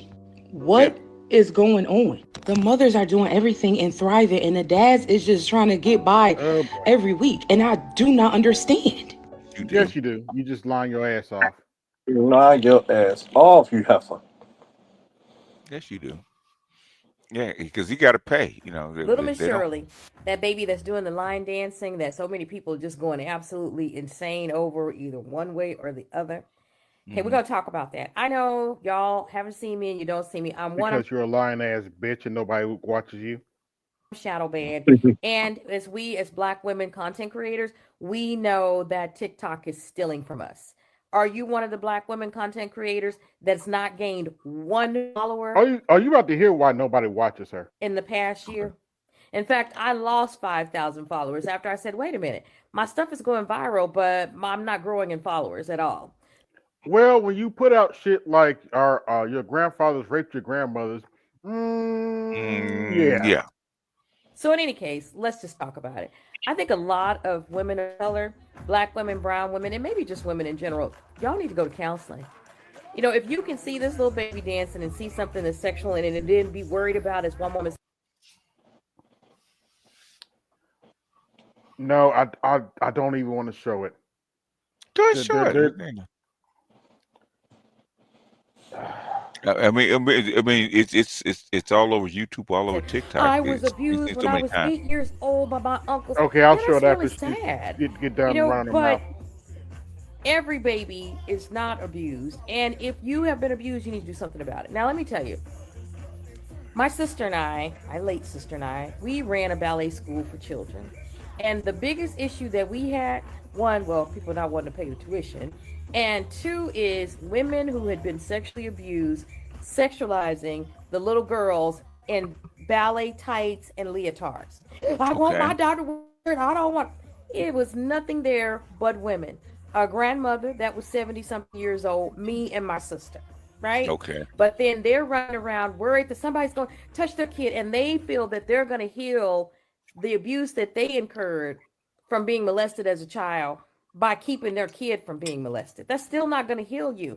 And what you are actually doing, and this was my, it was my spiritual mom, Doris Marie Jones, says that you manifest that in your kids, because words are curses. And if you walk around the whole while afraid that your child is going to be abused instead of getting your healing, and then of course making sure that your child don't get abused by teaching them and keeping them safe, you're going to manifest that and pass that curse, that generational curse, You almost get paid down by the word, to boy. your Jesus children. Christ. So that just drive me crazy. And it was always the women who had been abused. All right, that's enough of her. Yeah. Oh, I feel so uncomfortable showing this video, but I'm gonna show it. As you said, I'm gonna show it anyway. Let's see. Miss Shirley red dress. All I have to say is sometimes I literally thank God that I don't have children. Also, people Yeah, did that's call CPS on our mother for this bullshit. that's a little much. Oh no, it's actually worse.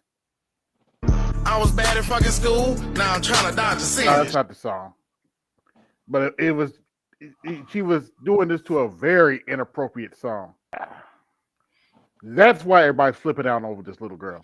Okay. Not to mention, she went on one of Jennifer Hudson's has a show or something, and the cameraman zoomed in on her popping her butt. Oh, this is a 4-year-old. Okay. And women, it's not the men. Women love that shit. Yeah, women love it. It's just, the men complain about it. So she's too young for this kind of stuff, but the women love that stuff. And apparently, the mother has set up nightclub events. Yeah, you heard me correctly. Nightclub events for people to see this little girl. Okay, yeah. And apparently, she has her own OnlyFans. I ain't looked. I have not looked. I've tried to avoid talking about this for at least 3 or 4 weeks now. It's probably mostly women that should go and view it. It won't be mostly men. Men are actually disgusted about it.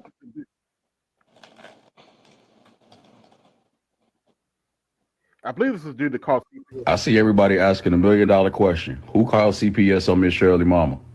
Guilty. I didn't know her mama was gonna get on live crashing out afterwards. That's funny. And That's quite funny. frankly, I don't give a damn. On my mama, I ain't never had this many people mad at me at one time in my life. Yep. I'm not even gonna lie. I was already scared for the little girl while she was doing boots on the ground, goddammit. But then I saw that little Johnny Gill put on your red dress and your high heel videos, and nah, man, I picked up my phone immediately. It's one thing about us talking about this every day, but I feel like somebody had to take action. I mean, it ain't really that bad either. If CPS find out it ain't no case, they gonna drop the case. But if they find that it is a case, then maybe I did do the right thing. One day, Miss Shirley gonna find this video and she gonna thank me one day. She had that little girl putting her boots on the ground, goddamn, and I put my foot down. I know. And don't judge me either, man. I was just looking out. Shit, if anything were to happen to that little girl and all of us was just sitting there watching and didn't say shit, goddamn it, then we would be just as guilty as the mama. And for all y'all that's mad at me, I don't care. So that is the man that says he called CPS on Big Shirley because she let little Shirley put on this perfume, this red dress, lipstick.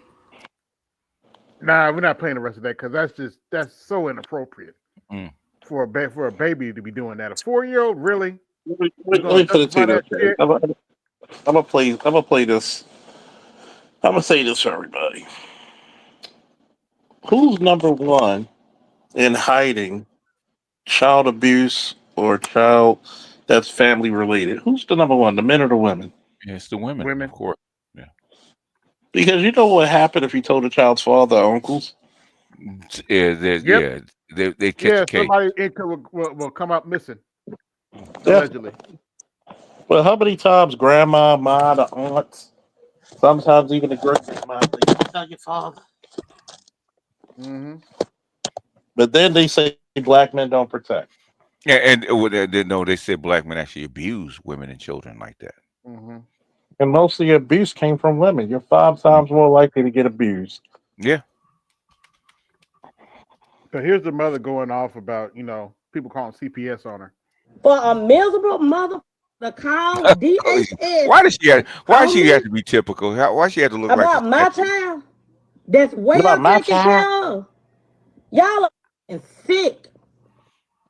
Well, if I saw a person, I would say straight to her face, "You better be glad I ain't the father," and walk straight off. Yeah, well, no, the father had the father's someplace eating booty, you know. Yeah. I'm sick of you low life trying to discredit me as a mother. And to any elder that's on here, I apologize for my cursing. I apologize if you feel I'm being disrespectful, but I am tired. I'm tired. Y'all must really start up there. I actually got a call from the police station today for me to come up to the station because a miserable called DHS and told DHS and the police station all about the time I got a OnlyFans. It's a mother fan page. It's not no OnlyFans. Y'all take this shit that y'all see on OnlyFans is not appropriate for a 4-year-old. Damn it. On social media and run with it. Y'all for a miserable mother to call DHS on You're me exploiting your child, bitch. about my child that's well taken care of. Y'all are sick. I'm a mama before anything. Why does she look like I'm she's sick of chewing you gum low without the life gum?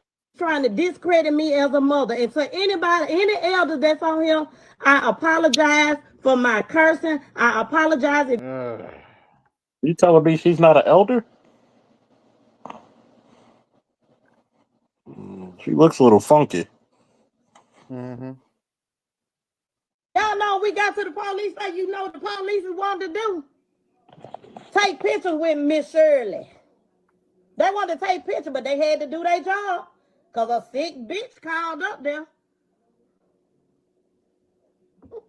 Way from another state. You way in another state. And worry about what the fuck we got going on. I'm at wit's end. Y'all doing too much. I ain't reading no comments. I ain't responding to no comments. I've heard enough. That's some crazy shit.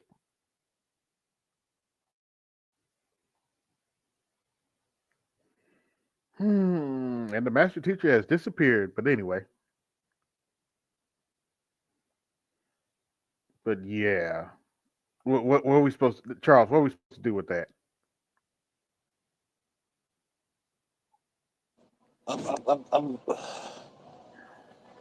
You got some sick people out there, man.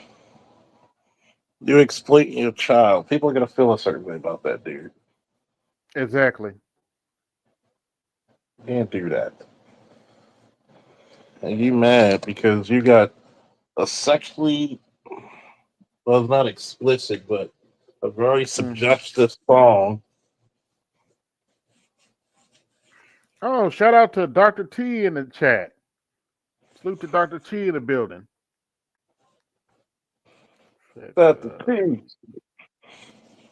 You got a Dr. T sighting. The man who don't sleep. Yeah, as I said, I was with him yesterday. We were watching Baby Boy, the quintessential, I call it the quintessential homosexual movie. You gotta be the homosexual. Matter of fact, I'm gonna do a new segment called Tales of a Homosexual. Tales of a homosexual, that's funny. Oh yeah, I gotta get on. One day I'm gonna do another segment with Dr. T. Hopefully soon. Mm-hmm. When it's like not only talking about his now 19-point plan, but also mixing that with the Gray Falcon Initiative, because a lot of those initiatives that come out for the betterment of black men and boys, I wonder how much pushback he actually got on it. Yeah. And hopefully he didn't have to go through what myself and others had to go through. Mm-hmm. Because it's damn near shameful that we had to go through a lot of stuff cerulean to myself. Mm-hmm. But this was supposed to be a space where you want to see young black men and boys do better than you. Right. So we shall see sometimes. Because sometimes your people, not all what they say, not all kinfolk are skinfolk. Mm-hmm. So hopefully best wishes to the big doc. I wonder if he got any more swords to the collection, man. It's funny because when you try to make changes in your community, the first motherfuckers to fight you is the community. Pretty much. We don't like you. And while I'm thinking about it, here's Dr. T's 18-point agenda I think for it's everybody to 19. look at. Is it 19, Doc? Yep, 19. Oh, 19? Okay. 19. Because, they added something that's near and dear to my heart. Reparations for all the old vets who didn't get their VA benefits. Mm. And I think that's I'm very just checking to see if my important. father got his benefits. That's very important, man, because a lot of your generational wealth came from your housing. Mm-hmm. So you don't own a house, you don't own a lot of equity, and especially back then. Right.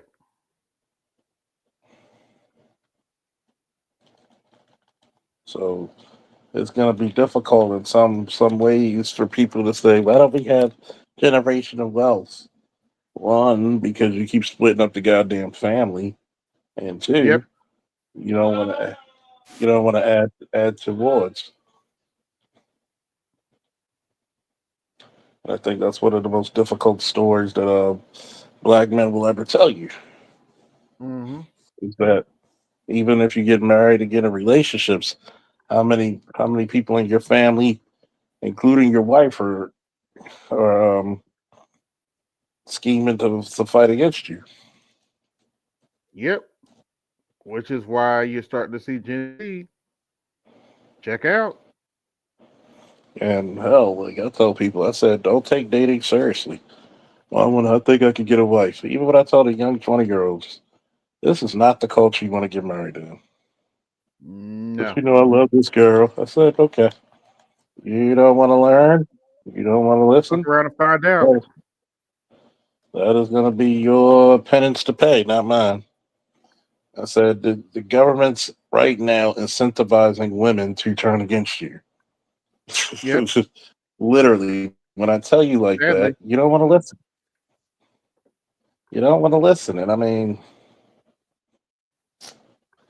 it's shameful. It's sad that people who are supposed to be studious can't comprehend common sense subject matter. Mm-hmm. Yeah. It is what it is. It is what it is, A fool with their money shall soon be departed, as they say. And it's okay. Like I said when I was on Z's show, everybody gets got. I've got not for $400, but but the purpose of you getting got is how you're going to learn from it. Right. Are you gonna evolve from it? Um, I look at things from a very, very clear lens. Like, hey, how do I prevent being a victim? Because right now, you're teaching little boys to be victims. Mm-hmm. It's Use your shameful. words. I'm sorry. This is another reason why I think schools ought to be separated by gender. You're teaching your kids to be victims, man. Nobody believes in that shit. They really don't. You tell people to use your words, and guess what happens? They're gonna get punched in their mouth. And you're teaching your kids, okay, it's okay for me to be either don't tell anybody because you're gonna get in trouble too, or let the bully beat the shit out of me. Why do you punish the kid defending themselves? They are not the aggressor. Right. It's one of those things where we're gonna have to put more men back in the schools, like it or not. I think that should be something on the, if you're still there, Dr. T, that might be the 20th plan. More male representation in schools. Yeah. Because right now the women have failed us greatly. And I'm Yeah, the just trying to majority of see where. college students haven't even read a book, and I'm like, wait a minute, how is that possible? Because I know when I was coming up, we read 3 or 4 books, and that was in a year. Yeah, I'm gonna tell you, most kids haven't even done a term paper. I've done 40-page term papers before. It's shameful, man. It's shameful.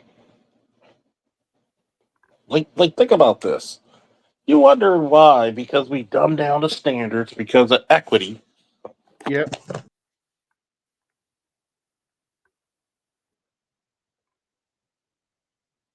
Oh shit, we lost Charles for a minute. Let's see if he comes back.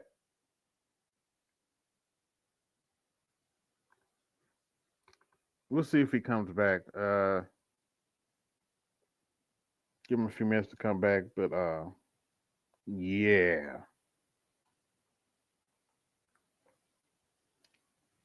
Wait a few minutes, see if he comes back. What I got on the screen here? Oh, that's right. Y'all need to see that.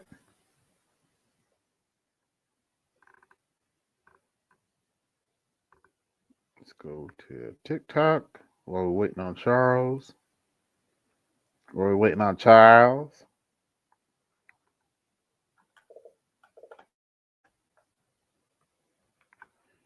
to come back.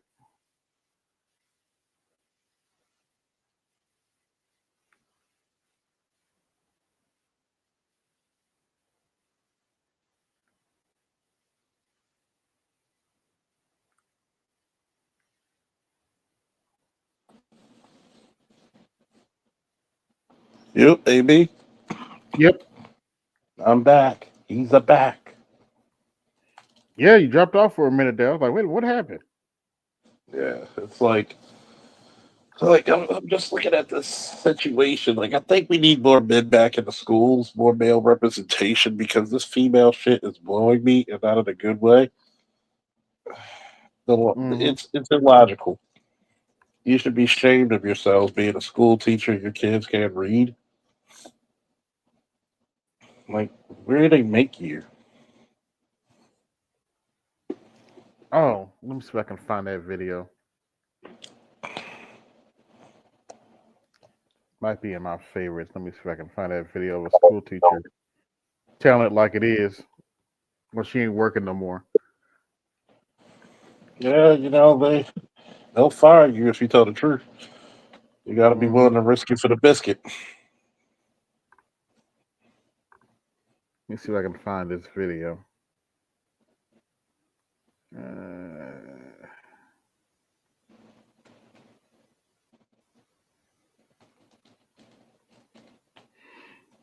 Hmm.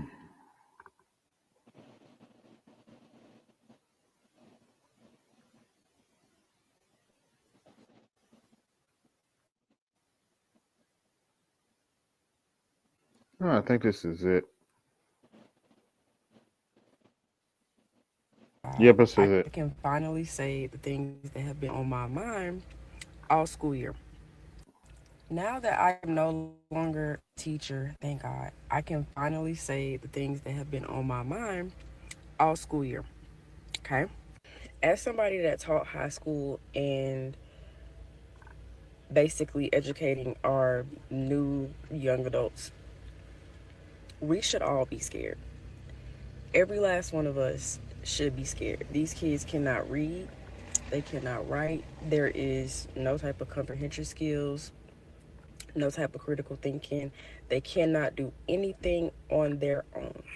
They expect everything to be taught to them. I don't even say taught, they expect everything to be given to them. So in my class, we did this thing where I made them write once a week. So they would have some type of assignment where they would have to write at least a paragraph, meaning 5 sentences. 5 sentences. The amount of assignments that I got in with 1 sentence, 2 sentences, the amount of complaints I got where with the whole 5 sentences, that's too much, that's too much. Can we do 3? Can we do 3? Isn't 3 considered a paragraph? And they said high school. We are in for a wild ride, y'all. Every assignment that I gave them, I kid y'all not, every assignment that I gave them, there was a student that came to, several students that came to my desk and asked me to walk them through the entire assignment, the whole thing. But genuinely, the truth of the matter is everybody is failing these kids. Everybody. The school board with all these different rules, they're failing these kids. The principal or admin altogether, they're failing these kids, and they're failing the teachers because they're basically telling us that we had to just pass a child along just to keep these graduation numbers up. So everybody. Oh, and don't get me started on the parents. Like, I will call and say, hey, your child is failing, and the first thing is, well, why didn't I know about this? Probably because you didn't answer the phone. Probably because actually, in her defense, I know some teachers too. I've actually heard worse than that. They tell the parents that the student is failing, and the parents literally say, "Why is that my problem?" Can you hear me? Yeah. Oh, okay. No, just making sure. Yeah, I mean the teacher don't seem bad, but the reality is this was by design. This is not by accident. Nobody's failing. It is working. Like, this is basically what you're seeing is this is class assignment. This is not happening in every school. This is class assignment. This is basically making sure you go to prison the pipeline or whatever. This is keeping you locked in. This is being locked into a permanent underclass where they pass you anyway and they let you get out here. And I mean, you know, this, and the parents, it is on the parents. Yeah, talk about why is that not my problem? But I'm not even surprised, man. It's motherfuckers that, man. Yeah. Because let you me didn't tell get you this, or you right? didn't respond to my emails. On Pause top it of for a that, you second. have Let me tell you this, right? You judge a tree not by its bark, but the fruit it bears. Mm-hmm. I wish people stopped saying this. Most of your kids were not brought up in places of love. Your parents were just fucking and got caught. Yep. That's what it really is. Your parents got caught fucking, and that's what it is. And when kids are complaining about, yeah, kids are going to complain, but writing a paragraph a week isn't shit. Wait till you have to do a 40-page term paper. That was in 11th grade. I did a 25 in 9th grade. You wonder why China is fucking us up. This is the reason why I said you need to get women the fuck out of the Board of Education. Because women are not known for innovations. They're pretty fucking stupid. Mm-hmm. Pretty fucking stupid when you really think about it. And it's not me being mean. How many, like, with the exception of, like, you know, shout out to our girl we didn't hear from in a minute, Nicole Ali. You don't have a lot of those women out there who are brilliant. Right. I mean, you're talking about in high school. Like, when I went to high school, you had honors, you had AP, and then you had regular English. Regular English was really remedial English. Honors English, it basically, regular English was like below average. Honors English was really average. And then AP was like, you know, the top of the line, you're taking college level. And I was in honors, but I didn't feel like doing the work when it comes to AP. But like what these motherfuckers are essentially doing is they can't even do regular, like, remedial English. And as far as they can't read, notice how she's not just talking about the boys. Like, see, everybody framing it like all these girls are just awesome, going to college and kicking ass, and the boys are just only ones failing. They're covering stuff up, and it's crazy. At the end of the day, Let me tell you why. Because girls are favored. Mm-hmm. You start to learn when you even the playing field, girls can't compete. And from what I've been hearing, they're building more. They're building more prisons, but guess who they're building more prisons for? Women are crack out. Yeah, they're building more prisons for these chicks. Yeah, because eventually, because I keep telling I keep saying it. Black women, they're not gonna completely crash down on their women. Not at first. What they're gonna do is they're gonna make an example. Black women are pretty much like tailor-made to be made the example. They're gonna show you this is what's gonna happen if y'all don't get in line. And black women and black men, all these dudes pandering and all that, they're not gonna be able to do shit. They're gonna get online, say shit, but when it comes down to it, they're not gonna be able to do nothing for you. Because at the end of the day, you can't listen to nobody, and they've actually let you be that way. So they've allowed you to be that way. So when they needed to reel that back, they can. Mm-hmm.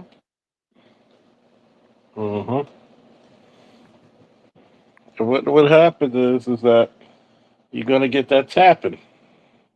Yep. You're gonna get that proverbial taser from the government. Pow. That's you. Do I feel sorry for them? No. No. No. You asked for this. You asked for this shit. You did.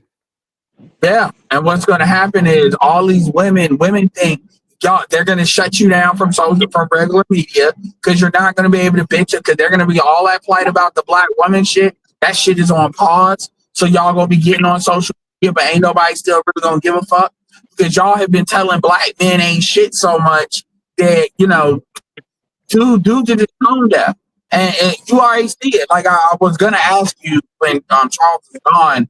Like when you was waiting for somebody to come up, like to pull up Poor Man's video. I don't know if you want to do that right now when you're done with this, but pull up Poor Man's video. He did the whole playthrough with Tommy Lauren. And you hear Tommy Lauren or Laura Ingraham and she's talking. So it's like the level of fucking propaganda really needs to stop. Like the level of lying, like people are bold-faced lying now. I almost have to triple check myself because it's like, is it me? Or are they really lying this bad? Because, like, you never hear white women going like the way they say it. White women are great, but Tommy Lauren, all these women want to be married, but they can't find a man worthy, which is shit she said back like a couple of years ago when she had to get checked. I really believe it, bitch. All of y'all ain't supposed to be with a doctor or a lawyer or a fake. Like, oh man, that's the biggest part of the delusion. There's not enough six-figure niggas to go around. There never will be. There never has been. Here's my question: all you bitches think that you're not supposed to work. Look, here's my thing. Jeff Bezos' wife worked. Bitch, who the fuck are you? Melinda Gates work. Like the thing that's so crazy.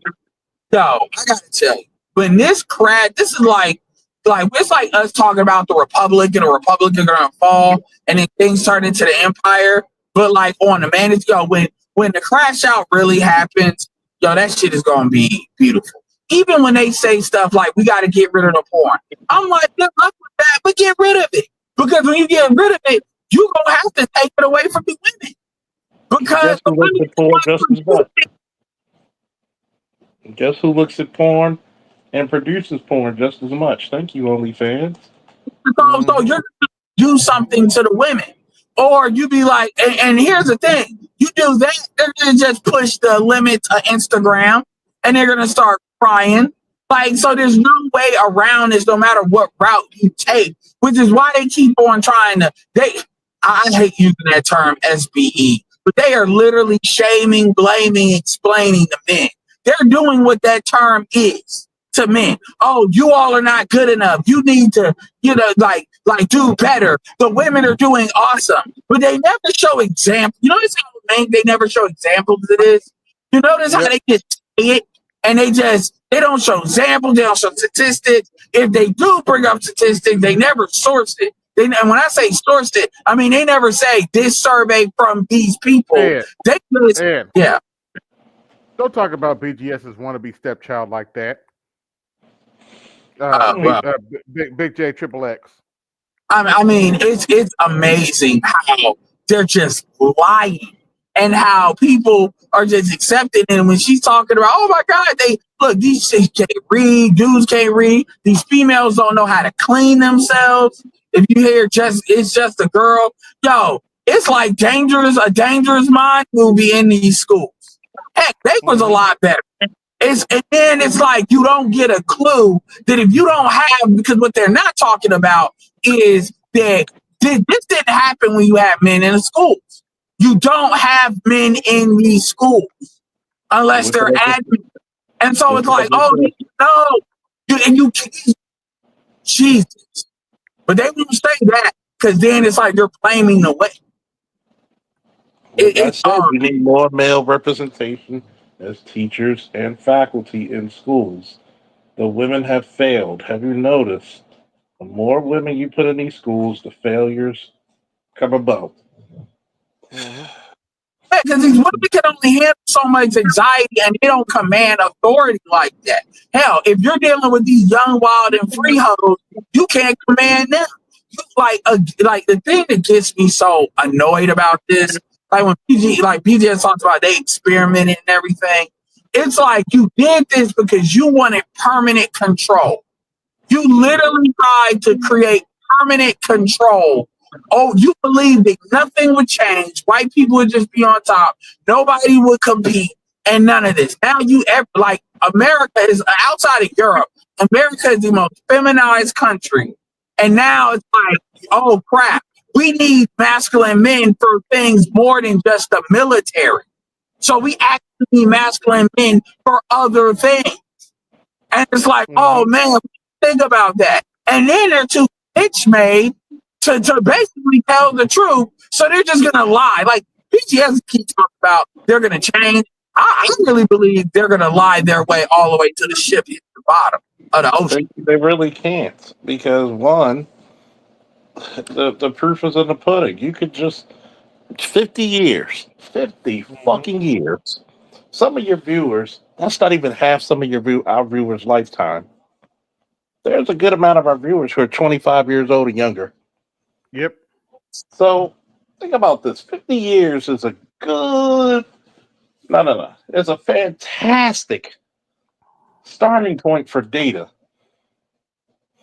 There's nothing you can tell me that you can't see that the experiment failed. You don't even have enough young men who are capable, physical, mental, emotional, and spiritual enough to join the military, which all you motherfuckers who like your American dollar, who don't like being invaded, who don't like terrorists blowing up your fucking shit, that's a security risk, a national security risk. So your safety is on the fucking line when men are not fit enough. And all because you wanted to make the women the buffer class because you can control the women. All because of that. That's why we did this. Like, I'm going to keep it real. I'm not going to say what I want to say. It's not my platform. But I will say this. This cannot just be somebody has to pay for this. Like, somebody has to pay for this. And when I say pay, the way I think it should happen is boomers should not just be allowed to just die out and then everything comes. It should be, there's some penance that should have to be paid because everybody else is going to have to hold the bag. Like, this is not X's fault. Xers are like the first victims of this, actually. So if you're going to leave this to where the Xers, they're the elder generation, and I'm not saying every boomer is bad. You get what I'm saying. But X's like really, that's why I keep saying it's on the millennials because the X's are too small. And the X's didn't do any of this. They were actually the first victims. Which generally I give X's a lot of leeway, even though X's talk a lot of shit.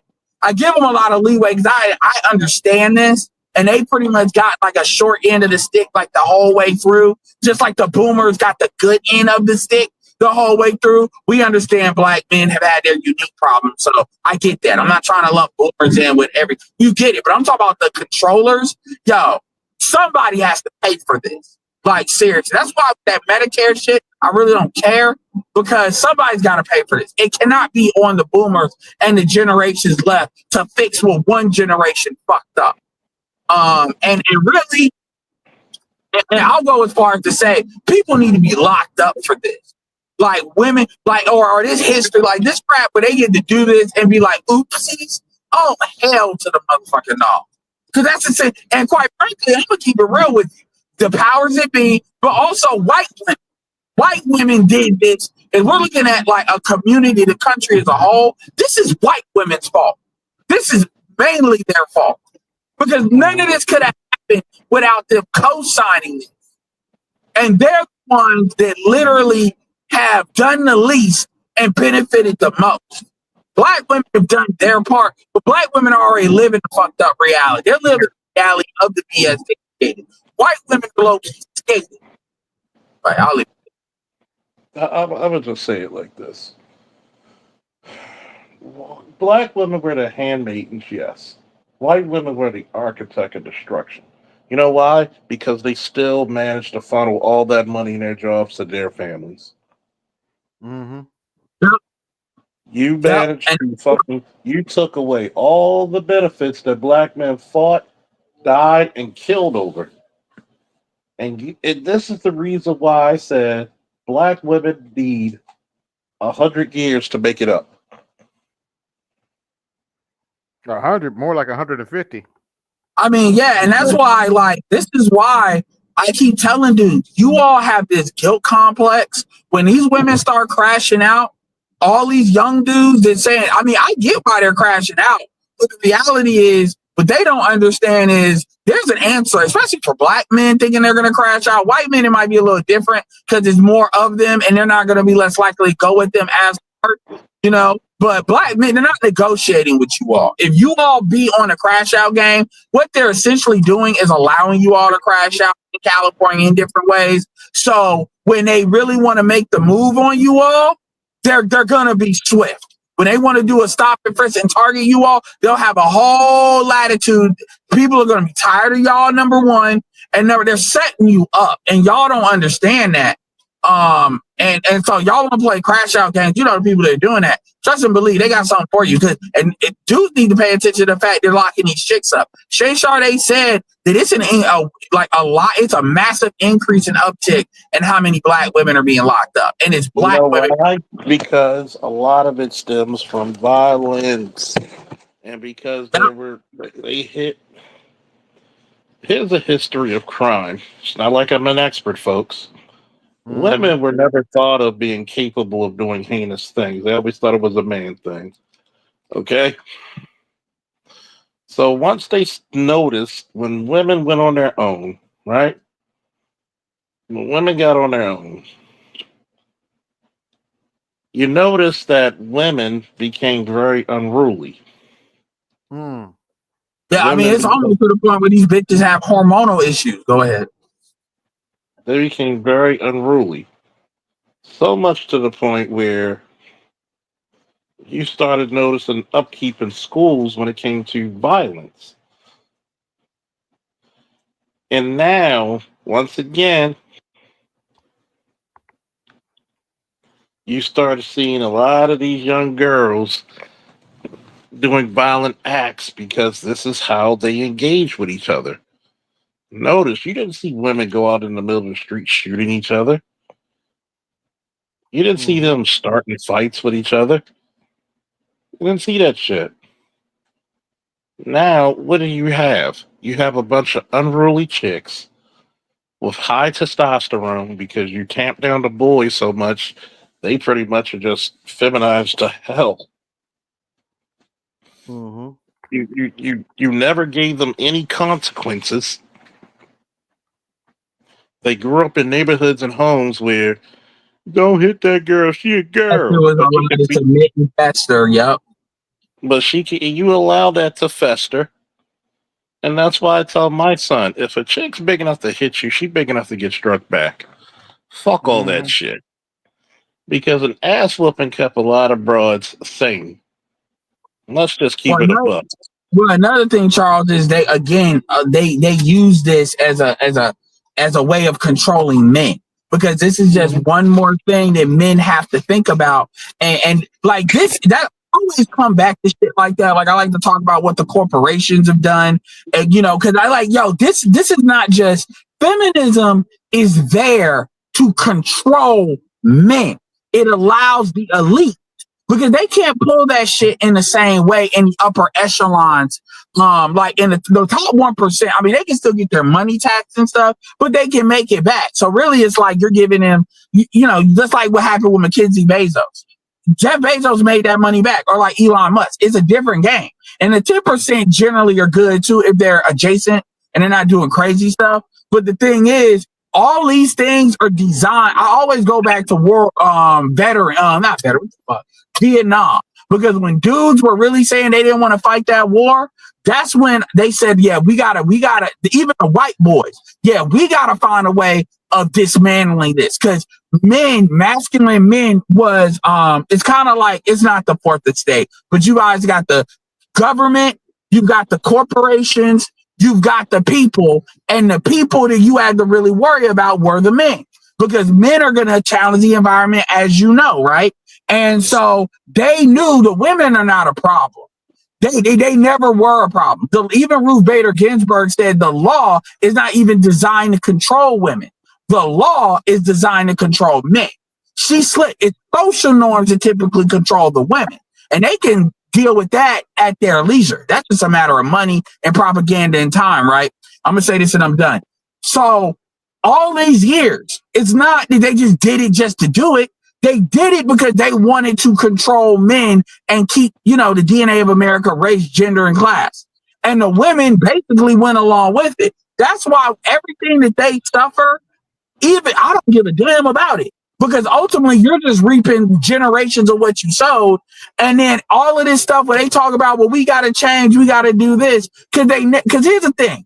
These are white men they're talking about. If it was black men that were fucked up, they wouldn't care. You were fucked up so bad that you literally broke your own men. If you're a black nationalist, you couldn't pray to the ancestors of a better outcome. That's how stupid white people are. I'm done. My bad, Joe.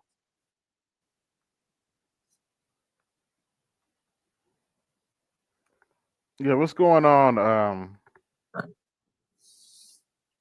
Jay Moore. Not much, guys. Here listening. Shoot. What was it called? Just recently I got into like this type of conversation with my family back in New York and stuff. And Ed, when I was listening to you, you kind of really pointed out some things to me. And I realized, these people really are in a bubble, right? Yeah, I mean, like a complete bubble. And like I met my first they, them there and shit. Bitch couldn't explain what the fuck that is. You say so confused. What is? A they, them. Oh, she said okay. She's a they. She said she's a they, them. I'm like, I really turned to my cuz and I was being dead serious. I'm like, what the fuck is that? I really wanted him to explain it to me. Yeah, the pronoun shit. The only pronouns I fucking recognize is he, she, and it. And it is if you're a fucking dog or an animal. The only pronouns I explain is the shit, me. No, you said a family member said this and they were they, them? No, it was a family member's friend. They bring this. It's people who they hang around too. I'm just like, I see who they like to hang around too. It's nonsense, dude. I'm listening, bro. I'm getting a whole conversation about like the whole, what was it called? let's put it like this whole Diddy and Cassie shit. They want to say Cassie's a whole fucking victim and all this other stuff like that. And I'm like, no, she's not. Stop trying to do that. She willfully participated in all this other stuff like that. And I was just saying, like, yo, I don't think as us. A simple question. Go ahead. How is a willing toilet a victim? That's what I was asking. But guess what? You know what their answer was? Guess. Jeez. Oh, it was just moving over. Woman. I mean, what? Because she's under 25? Because she's a wham man? No, she just they just moved to a different subject. It was just like, yo, and they switch it up and they start nitpicking on shit. I'm like, okay. And it was just like, yo, I was just like, yo, I was like, hey, I was just saying, as Black people, I don't think we should be going along with the way how they doing this media stuff with P. Diddy. They're trying to make him like the black face of like, you know, the worst thing ever. He's trying to make his name synonymous with like, you know, everything bad and everything like that. And I don't think as Black people and, you know, as us Black men should be doing this stuff. They and her and these dudes, all of them were just like, you know, saying like, what are we supposed to do? I'm like, how about we act like everybody else? Well, you're a misogynist. I was just like, okay, what? I was like, what is a misogynist? Great. Oh, see, because you don't know. What are you? Good job. What is that? they both saying like, see, because you don't even know what it is. That's what makes you misogynist, and you're ignorant of it. That's what makes you misogynist. You bring it up. That's what makes you misogynist. I'm like, okay, touche. I give you that. I don't know this stuff. I'm ignorant. So I'm asking you, right? But I'm asking you, what is the definition of misogynist? Since you know this shit. Right? Oh, well, you're still misogynist. Like, okay, you know, before I'm gonna bring up my phone because you know I'm the Googler, right? You know, I could Google this shit up. Before I, you know, Google it up, I'm asking you again. Tell me what is the answer? What is a misogynist? And then she and them couldn't say. They just start gaslighting me. So I was like, okay, I bring it out. I read the whole entire definition, and I'm like, in what way am I being any of this part of this definition against women or so in despising or whatever the hell it had to do with women, like any of this? Well, you even questioning stuff is misogynist. I was just like, you know what? You might as well just call me a nigger. Yeah. Oh, you're going too far. Okay, what did they say? Because this getting good. Did you actually say that? Yeah, I said I'm saying all of this shit. Man, good job. I mean that shit. This is good. What did they say? Oh, you're going too far. You're going too far. Whoa. I'm like, yo, tell me where I'm fucking wrong. Tell me how she's not calling me a nigger right now by her saying misogynist. She don't even know how to use the fucking word. Tell me how it is. Well, it's just, you're too loud. So let's get inside. I'm like, okay. Yeah, because basically what they're doing is when they call dudes a misogynist, here's look, I'm not telling you what you should have did. You did great. I'm just not thinking about this right now. Just like how you have the I'm white and I say so kind of principle, right? The white when white people get flustered, they really want to say that, but they say that in other ways. This is when typically when they call somebody a misogynist, I'm just not thinking about this. These are the Hey, wait, pause. Before you continue, I did add in the fact that I was like, yo, it's like, you know, when white people use woke, you know, how woke used to mean about staying woke to the whole entire shit that's going on and everything like that. And it was just like how they switch around the word. And like this whole black fatigue shit, too, that's going on now, how it actually meant like black people are tired of like white people's shit, basically. And now they're switching around saying black people are getting tired of black people and shit. And they was just like, well, what do you want us to do? Keep Diddy like secret or some shit? I'm like, no, we should do everything, whatever. Like maybe we should say something, but they'll not spread around his face like what it is. Because I'm like 77% of the fucking pedophiles out here is white dudes. Why are we not doing it? And then I was like also saying like, you know, the Weinstein trial is going on right now. The Weinstein trial is going on right now at the same time. And they was just like, well, they were talking about before. I'm like, okay, so why are they not talking about it now? Why they just bring up P. Diddy all of a sudden? Like, why we're just helping with lynching this black man here and helping with putting our faces out here like this shit? And then it was just going off. I'm just like, yo, I was just going off a little more and more about it. And then it was just like, yo, what's it called? The bitch tried to give me some fake ass, like they were just like, okay, let's apologize to each other. I'm like, yo, fuck the apology shit. But then she tried to give me some fake ass apology, non-apology shit. And I'm just like, yo, this bitch needs to really stop before I lose my shit on their ass. Like, you guys know who the fuck I am here. Like, let's stop trying to play here. I'm the oldest. I'm number one up in this house. Shut the fuck up. Like, I don't know who the fuck y'all trying to play here, blah, blah, blah, blah. And she said to me, I'm like, you know what? Matter of fact, I should have never called you a bitch. I should have called you a female dog. So maybe you could have broken down and understanding your goddamn self, what the hell you really are. Good job, man. I know what I will say is one thing is motherfuckers know not to bring that stupid shit to me, because I'm gonna keep it real. Black men, in my opinion, need to take the policy of don't ask me for shit. I don't give a fuck if you about to die. And I mean this from the bottom of my heart. You fucking call me a misogynist, you damn near dead to me. Like, and quite frankly, if your friend is doing that shit, you're damn near, I don't want to know you believe that you still done. Because the thing about it is, y'all, these women use these words like they're channeling. Like, when I'm getting what you're saying, they're calling any your honor as a man. They don't even understand what the fuck they actually. It's like a dude that doesn't understand that he's calling another man a bitch ass nigga, and he gets surprised if you slap him across his face. Why did you hit me? Because you calling me a bitch ass nigga. Like what do you think was gonna happen in front of everybody? Like, I'm about to just let you do that? Like, it's like with the, I ain't saying you did the women. What I'm saying is they don't understand. They act like they don't understand, and they be in these little silos. And I'm like, y'all be asking us for help. So the misogynist? No, I'm a misogynist. You go get them good men.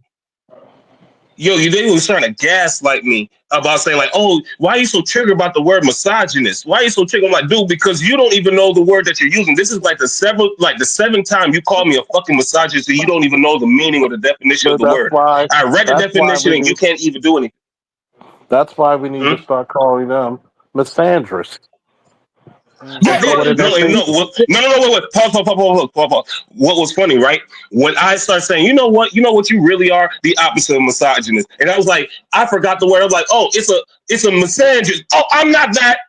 I'm like, oh, so you know that word, but all of a sudden you don't know this fucking word. And trust me, it's a fucking opposite. Like, what the heck, bro? When you bring up the evidence. Oh no! You know what? I did bring up the evidence. I wasn't even on like with all the numbers and shit. I brought it. I went to the what's it called blackdemographics.com. What was funny, right? Ed, listen, this. All right. And the funniest part. No, I'm just gonna say the funniest part was this. She said everything I said was misogynist, right?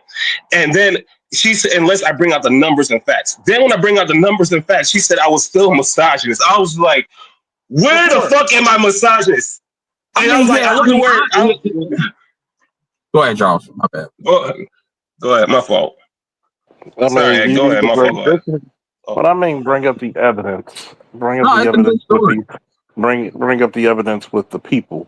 Because if you're going to call me something, guess what? I'm going to bring out, what do you call your baby daddy? What do you call your boyfriend when you get mad with him? What do you think about our father? What do you think about me right now? Now, are those man-hating acts? And they'll be like, well, no. I said, what do you think about me? Tell me what you think about the average black man. Do you think he's successful? Do you think he's a good father?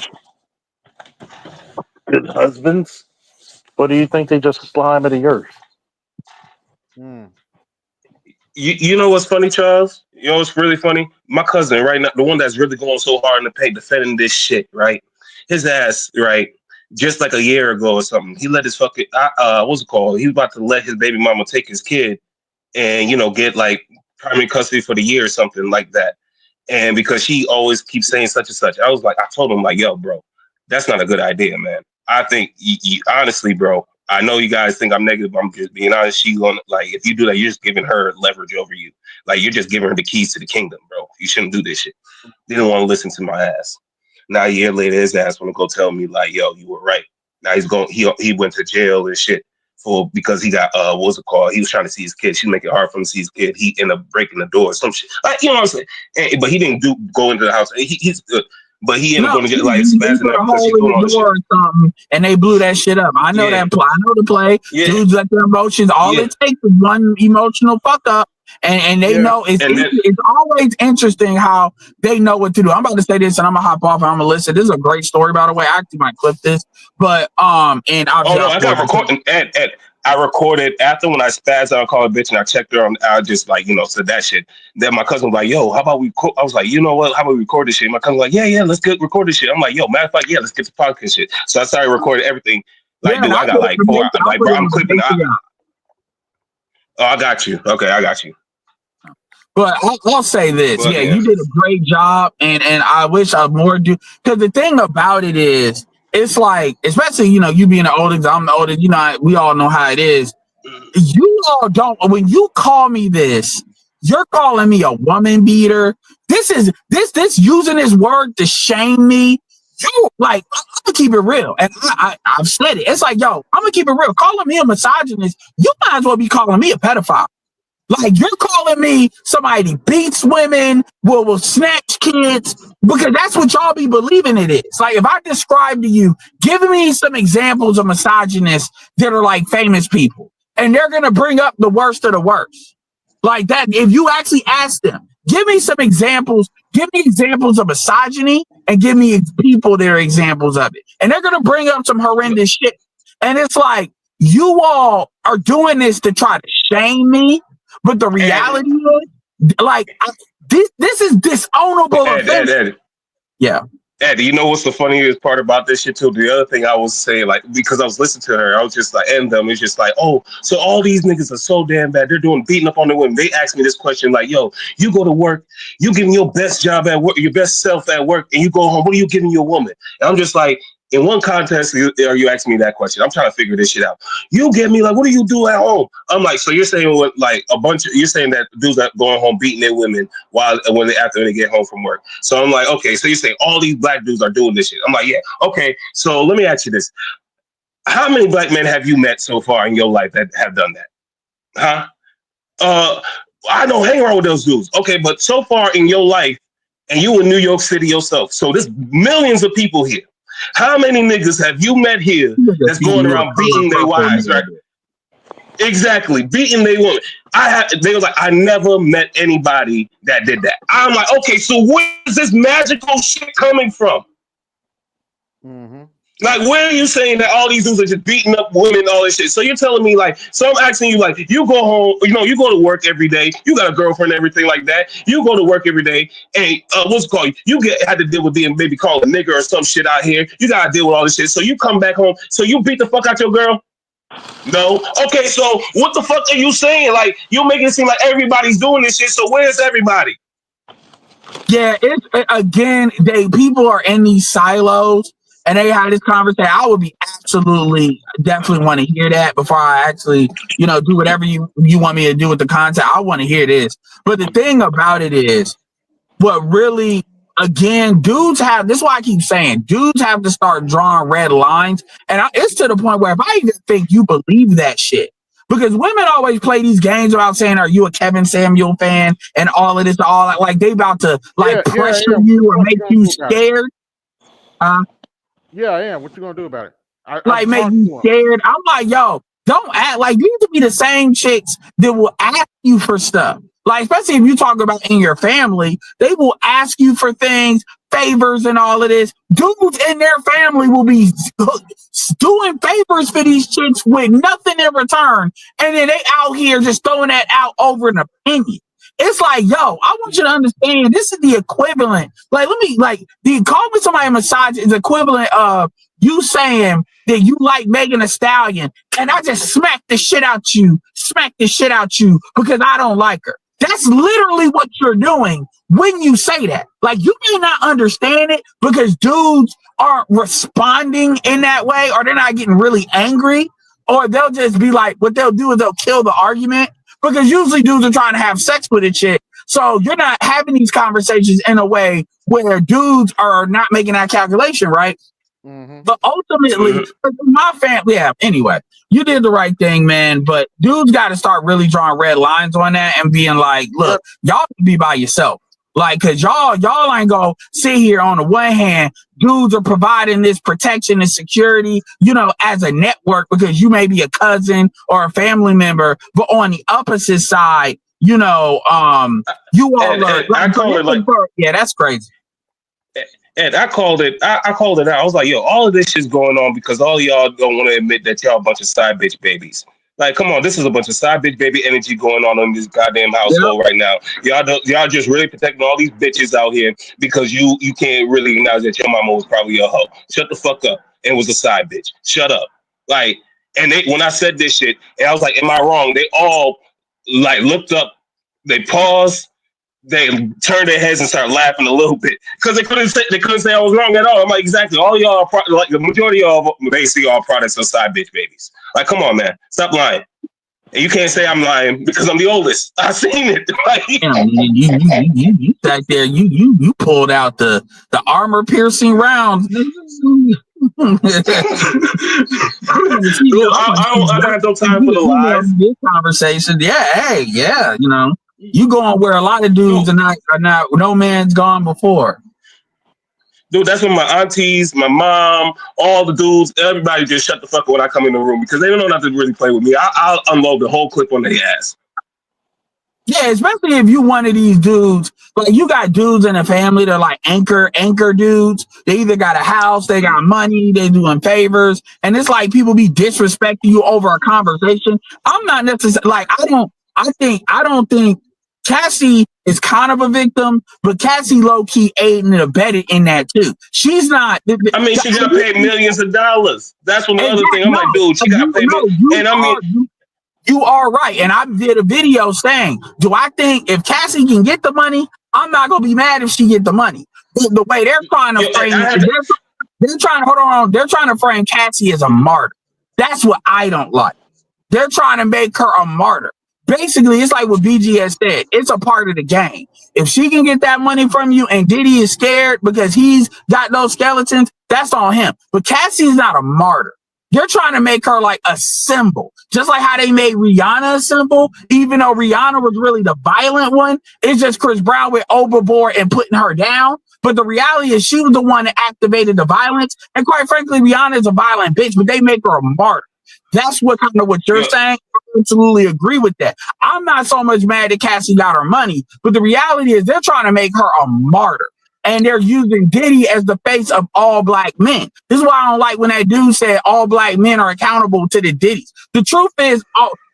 Kelly was protected by black women, funded by black women. Even white people was done on R. Kelly. And I brought that up too. I was saying the same shit too. I was like, what about the mothers that was actually bringing their daughters over to R. Kelly? What about the daughters that are actually willfully going to R. Kelly? Why don't you bring up that shit? And I was just like, yo, bro. They were just kept on deflecting this shit. They keep throwing it back at me, calling me misogynist and other shit. I'm just like, you guys keep saying all these words that you don't even mean. And you don't even know, you don't even know what it means at all, bro. Like, I'm really like, I kept saying, like, how you not call me a nigger? Yeah, and you all, and the truth is, y'all have sex with misogynists. Like, so let's stop playing. Like, misogynist means what you don't like. It has nothing to do with hating women because, like, it's what you don't like. So at the end of the day, and see, dudes really got to start really stepping on women for doing that because because what they're doing is they're tapping into guilt. See, that doesn't work with you because you don't. She keep using like emotions in the words that she keeps saying, like making it sound she keep weaponizing the emotions in the words. So she keeps trying to low key keep one thing I keep realizing how women keep working is like they like to keep men on edge to attack another man. Like they keep doing this shit. So I'm like seeing how she kind of you weaponized when my cousin's already on her side. And I'm just like looking, I'm like, yeah, I mean, like me and him is already cousins. So me and him knowing each other since we were kids. So we are never gonna cross that line or anything like that. But I'm just seeing like he's on edge to really defend the bullshit. I'll say straight up, you call me a fucking misogynist again. Don't ask me for shit. I'm telling you right now, if a nigga beating your ass, I would say it just like this. I ain't saying you should have said it. I'm just saying what I say. If a nigga beating your ass, I better not be in that contact list. You better call somebody else because I'm a misogynist. Yep. So you don't know if I'm gonna go beat your ass too since I'm a misogynist because that shit really mean. I'm not saying there's certain words that mean shit, and it's like you're not gonna call it because you upset. You gonna check your emotions enough because like she ain't calling her. Would she call her own dad a misogynist? Like notice how these. Let me frame it this way: has your cousin ever disrespected the women in your family. Like calling them some names like that. Huh? Yeah, she does it with her own mama too. She does it with her own mama too. Okay, so she just got a smart mouth, and she equal opportunity offender. Yeah. She's an equal opportunity, so I'll give her that. That's one thing I can say about my whole family. We're kind of like that.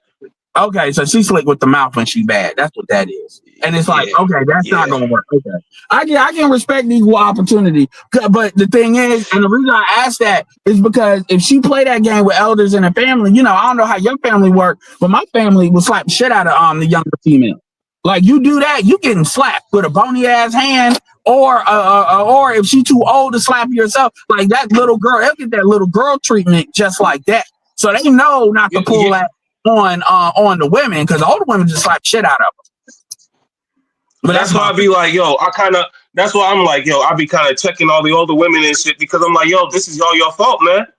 Like, I'm like, why me, the next generation, have to check y'all on all of this shit? Like, I gotta deal with all this wild stuff. You can't say I'm wrong. You can't keep saying like, the way how I said it is a thing is your tone. I'm like, okay, so what's a better way of saying it? Oh, there's no other better way of saying it, so get over it. The fuck you talking about? That's people being on social media too much. At the end of the day, man, there's always going to be a Diddy, because you chicks are always going to be groupies. You chicks, they're all you all are always going to walk into that because y'all like that. Ultimately, Cassie was with a dude that was about her career. Me and you came, Diddy didn't produce me and you. That was out with Ryan Leslie. She went to Diddy, and Diddy got Young Miami under the same thing. Dudes that got power are always, because y'all don't really care. And I said this on the stream. The reality is a lot of these things like getting hit, because if they get hit and by a rich man that's famous, now they can keep that energy and bring it up as a case. You pretty much done paid that shit. And if she's not like hurt, permanently damaged, she can just stay away from you and then bring it up later. So again, even Cassie said it. Cassie was with the other dude talking about dude is FaceTiming me and I'm cheating with him but that's just toxicity. She's a victim. Cassie's like 27, 30 at this time. Like you want to say she's Stockholm. At the end of the day, even off of Diddy or R. Kelly, the reality is, don't miss me with that men are the forever victim. I asked her this question. I was like, how many dicks do you have to suck? Hold on. This is how you know she's not Stockholm, man. Number one, you don't come because if you're totally Stockholm, what they get it from Stockholm, Sweden, when they spent all that time with the goddamn hostages, start empathizing with their captors. First of all, if she was truly Stockholm, she wouldn't come back to get $20 million, would she? Nope. She would actually be the complete opposite. She would actually be the one saying Diddy is not a criminal. She doesn't deserve this. Look up the definition of Stockholm. Tell me if I'm lying. That's how you know she's not Stockholm. See, you got to remember, we're dealing with a fucking back-ass word culture. Or as my physics teacher used to say, bass backwards. I want you to think about this. 60 years ago, a guy like me would be a sought-after guy. Not saying that I don't get my fair share now, but I probably would have been married for a very long time. Mm-hmm. Women now will see a guy like me, will have babies by losers, but expect me to take them as they are. I want you to think about that. That's how bass backwards these motherfuckers are. When you realize you have capable men that you're around and you ignore them, that's the type of culture you're in, man. Once we get okay admitting this shit, the better we are. You know what I'm saying? Mm-hmm. But how many people want to keep fighting the fucking system, trying to crack open an egg and think they're going to get gold instead of fucking yolk? I want you to really break this shit down. You got a bunch of people who are fucking idiots. You got a bunch of people who don't know any better. First of all, she's not a victim. If you're at some point, you could have said, "No, I'm not down for this lifestyle." When did she? You married a cuck. Mm-hmm. Because only a cuck would love your fucking shit.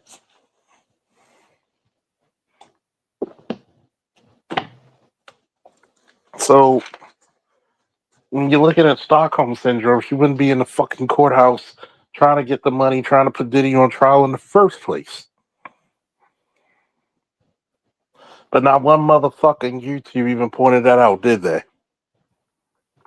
That motherfucker need to donate to this channel right now, because I just gave you one of the most simplistic but brutally honest answers to this fucking case. This was her get out of fucking being a hoe free card. Mm-hmm. But she exposed herself.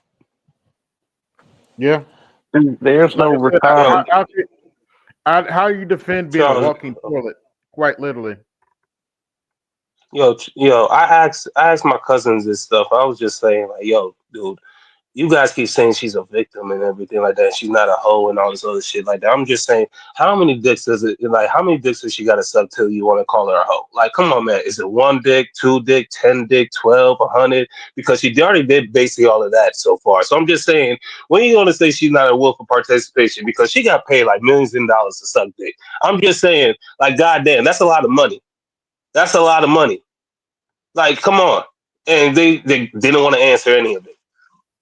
I was just like, no, she's still a victim. I'm like, yo, they just keep giving me these type of what's it called, filibuster type of answers and stuff. Just saying, like, giving me a whole bunch of bullshit, just word salads.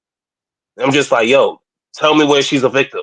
Well, because she was with Diddy, he had all this power he had over her. I'm just saying, like, yo, he's in prison. What power does he have now? Like, what do you mean? Like, come on. And she still be doing this. Man, these people sicken me sometimes with that.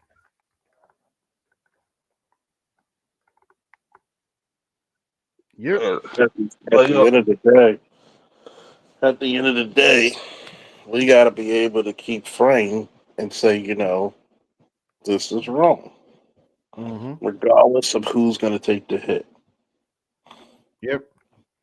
Well, fellas, go ahead, because you're about to close out. Yeah, Woo, always a pleasure. About to call it a night. For almost 4 hours. So, any last words before I get out? Yeah, I'll stay blessed out here, stay safe. You know, nice talking to y'all again, man. I definitely will come out with the audio clips for this stuff later. Cool. I'd like to thank everybody that came through. This is AB Media 83. This is Colosseum Night, and I'm out. Peace. Yo, this is AB Media 83. Want to support the channel? Hit the Cash App. Also, be sure to like, share, and subscribe to the video. Also, be sure to hit that bell notification so you can be notified next time I upload a live stream or video. And always remember, keep it grinding, keep it pushing, keep it moving. This is AB Media 83, and I'm out. Peace.